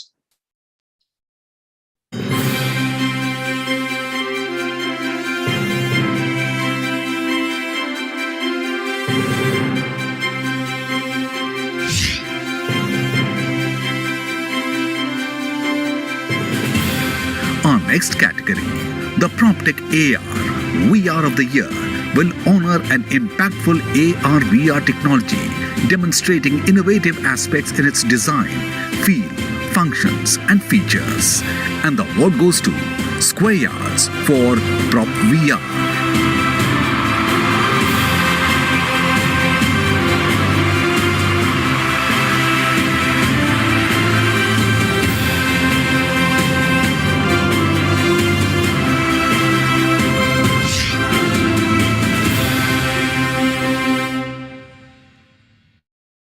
So congratulations to the team of Square Yards for PropVR. Well, we'll now request Mr. Srinath, co-founder of Square Yards, to kindly join us. Srinath, an incredible win. We'd love to hear from you now. Thank you, Bhavna. Thank you, Realty Plus and the jury members. So PropVR is into redefining the digital real estate experience and way more to go. And thanks for this recognition. And you guys can expect a lot of redefining that is going to happen in space of AR and VR. In terms of real estate search and discovery as well. Thanks for the opportunity, guys. Thank you, and congratulations on that incredible win. Well, ladies and gentlemen, it is time for us to move on to the next award, which is Proptech Innovative Solution of the Year. Let's find out who the winner is.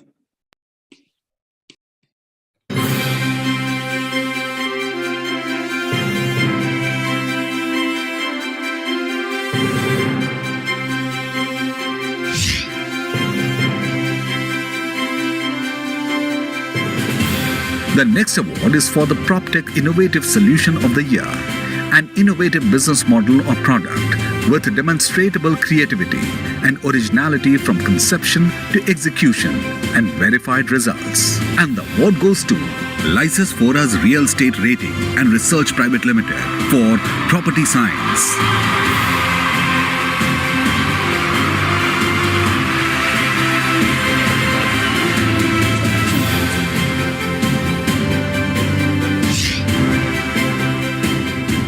And EXP India for EXP World.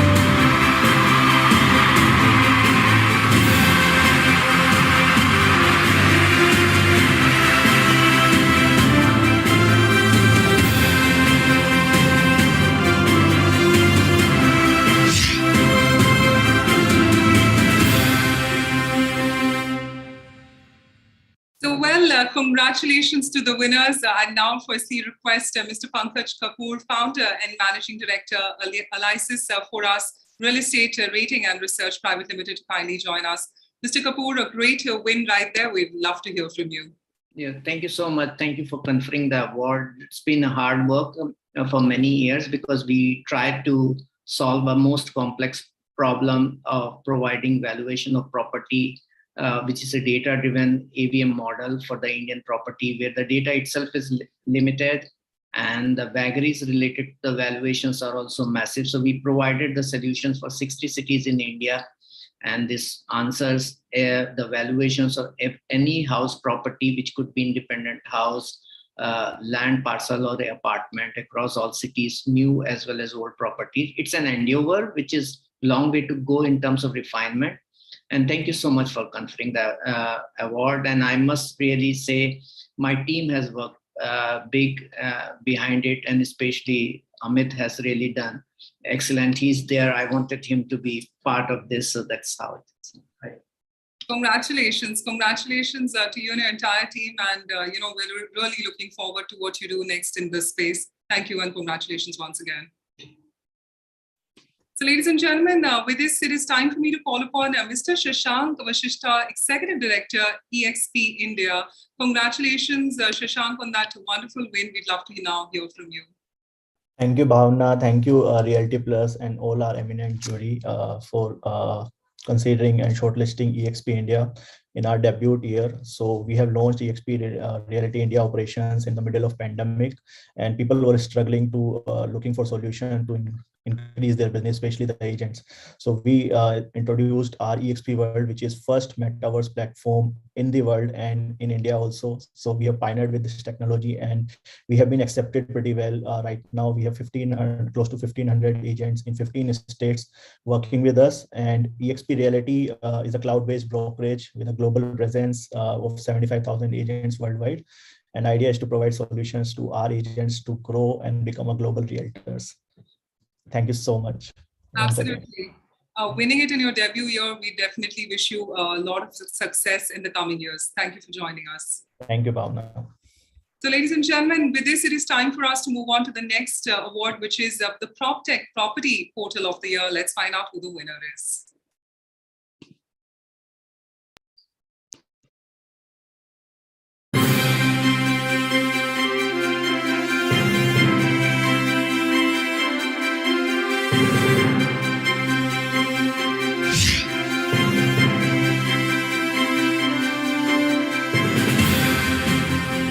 Presenting Proptech Property Portal of the Year.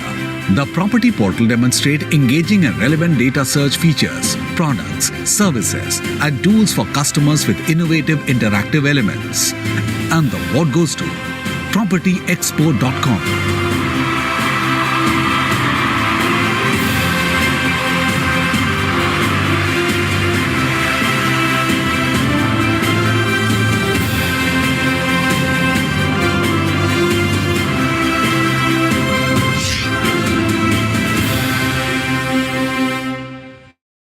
Yes, ladies and gentlemen, with this, I'd now like to call upon Dharmendra Pandey, CTO, PropertyExpo.com, to kindly join us.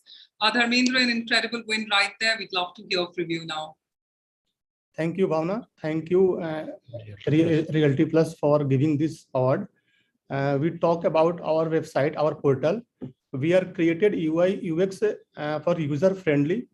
हम basically focused उसी पर करते थे कि users को हम information दे सके जो एक्चुअल इंफॉर्मेशन है, और हमारी जो भी मार्केट में जितने भी प्रोजेक्ट्स हैं, जितने प्रॉपर्टीज हैं, सबको हम रियल टाइम अपडेट करके उस पर पेज बना करके उसको यूजर्स तक पहुंचाने का कोशिश करते थे.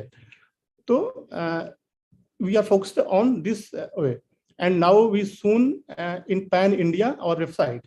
So thanks again, thank you Realty Plus for giving this award. Thanks Realty Plus for choosing us, and we are going pan India basis. At this point of time, we are only focusing in Gurgaon and in hill station like Kasauli and other place. But in near future, we are going ahead with all major cities as well as the tier 2 city also. Thank you again for jury choosing us, Proptech. Start. Thank you. Thank you so much, and congratulations to your entire team on the win. Thank you. Thanks. Thanks a lot. So ladies and gentlemen, with this, it is time for us to move on to the next award, which is Martech Marketing Campaign of the Year. Let's find out who the winner is.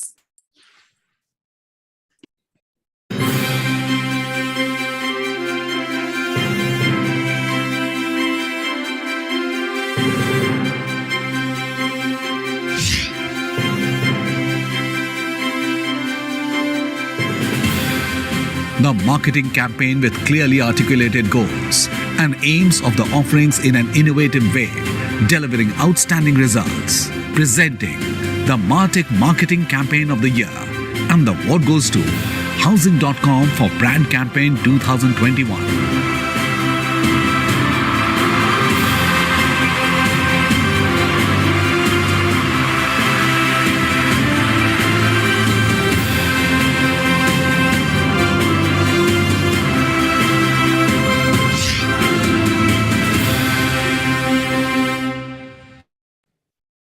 So yes, ladies and gentlemen, with this, I'd now like to invite Mr. Rahul Ralhan, the Senior Director of Brand and Insights Housing.com, to now join us. Congratulations, Rahul, on this incredible win. We'd love to hear from you. Thank you, Bhavna. First of all, I'd like to thank the jury for acknowledging their efforts, and everybody in the sense the agency, production house, and the entire team who's worked so hard for the campaign. Such recognitions stand in testimony to the fact that Housing.com has now become the household name in India. And I'd like to thank everybody who's recognized that, and it motivates us to keep doing better. So thank you all. Absolutely. Congratulations, Rahul, on that incredible win, and more accolades for you in your future endeavors. Congratulations. Ladies and gentlemen, with this, it is time for us to find out in our next category, the Proptech Young Leader of the Year. Let's find out who gets that.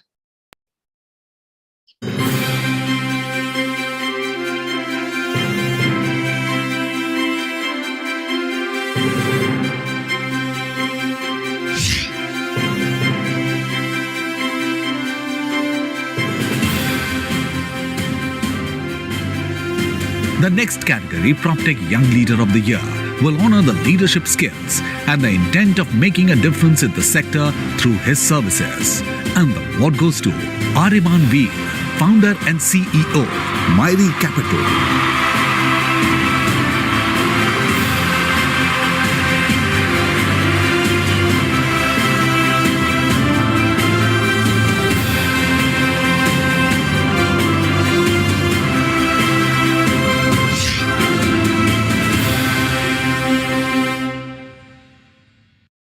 So yes, ladies and gentlemen, the Proptech Young Leader of the Year, and that's Ariman Veer, Founder and CEO, Myri Capital.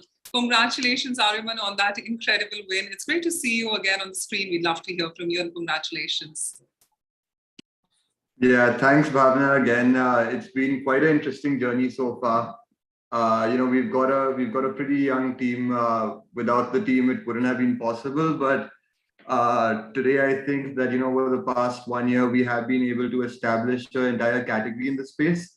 What we are doing is something which is relatively new in the space overall.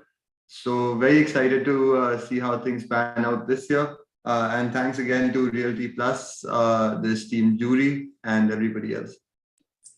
Thank you, and congratulations on that incredible win. Well, ladies and gentlemen, with this, it is time for us to find out the next category winner, which is Martech Marketeer of the Year. Let's find out who wins that.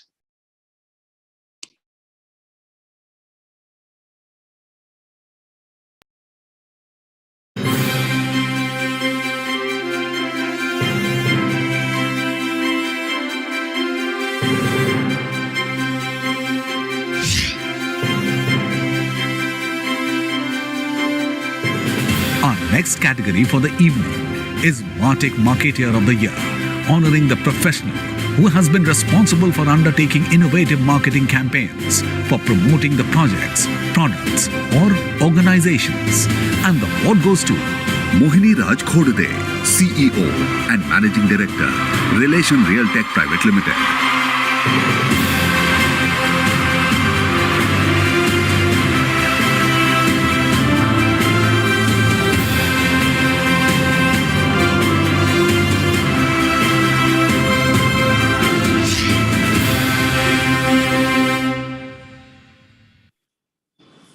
So yes, ladies and gentlemen, Martech Marketing Marketeer of the Year, and that goes to Mohini Raj, founder and CEO and MD of Relation Realtech Private Limited. Congratulations, Mohini Raj, on that wonderful and incredible win. A lot of smile on the face right there. We'd love to hear from you now. Yes, thanks, Bhavna. It's pleasure and honor to receive this award. We are a team, Relation Realtech Private Limited, are always committed to do the innovative strategic campaigns for our clients' real estate projects so that they can achieve their revenue generation goals. So we are always committed to accelerate their growth in terms of sales. So we do all the campaigns in terms of generating the revenues. So thanks Team Realty for shortlisting and selecting us for this award. Thank you so much. Thank you and congratulations on that wonderful win. Well, ladies and gentlemen, it is now time for us to move on to the final award of today, which is the FinTech CXO of the Year. Let's find out who wins that.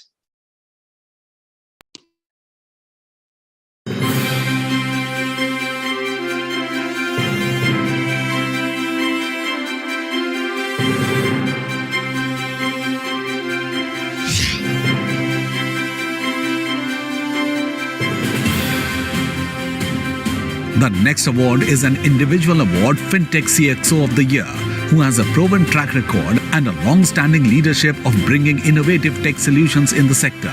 And the award goes to Krishnakant Mane, founder and CTO, Bookmatic Private Limited.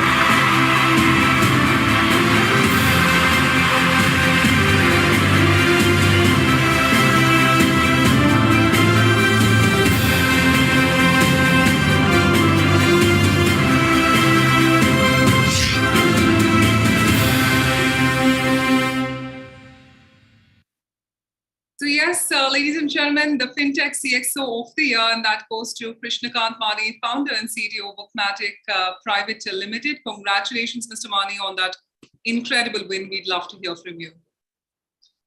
Am I audible? If you could just have a little more audio from you. Am I audible now? A little better. Could the team reconfirm if they can hear Mr. Mane properly?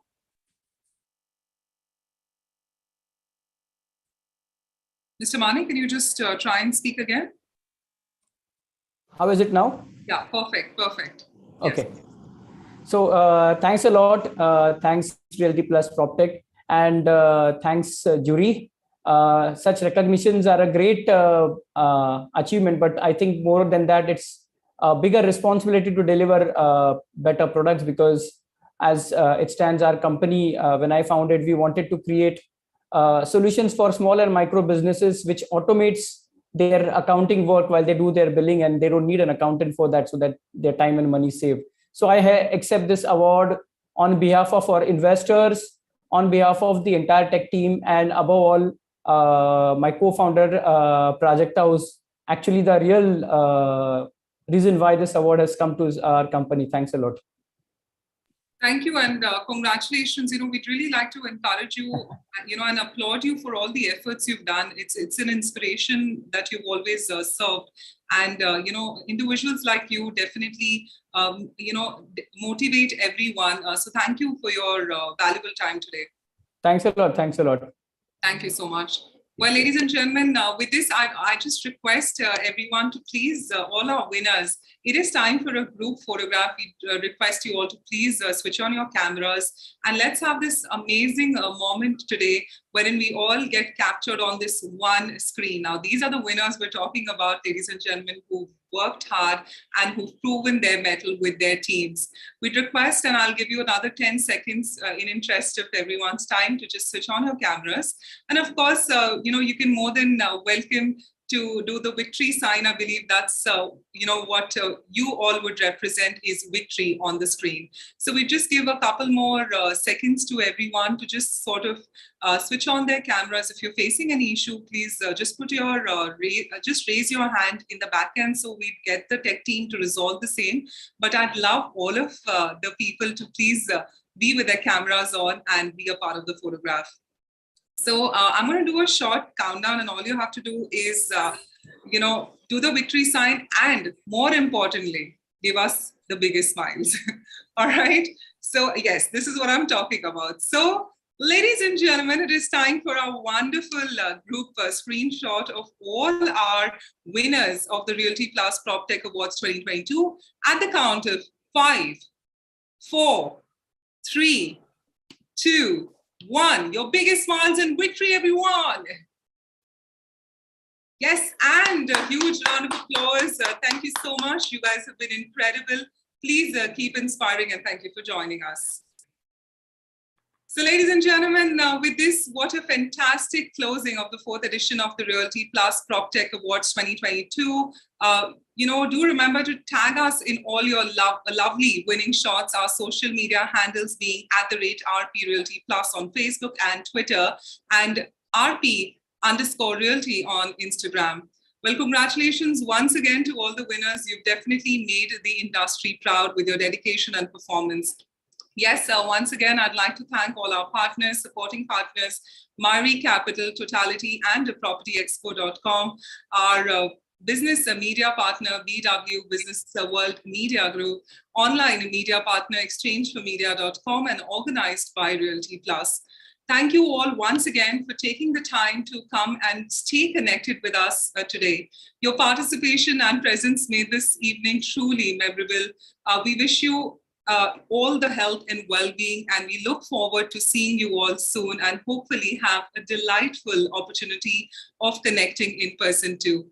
Thank you and God bless. This is me, Bhavna Bhatia, signing off for today, but we leave you with a short AV on the conclusion. So could we have now the AV of our partners?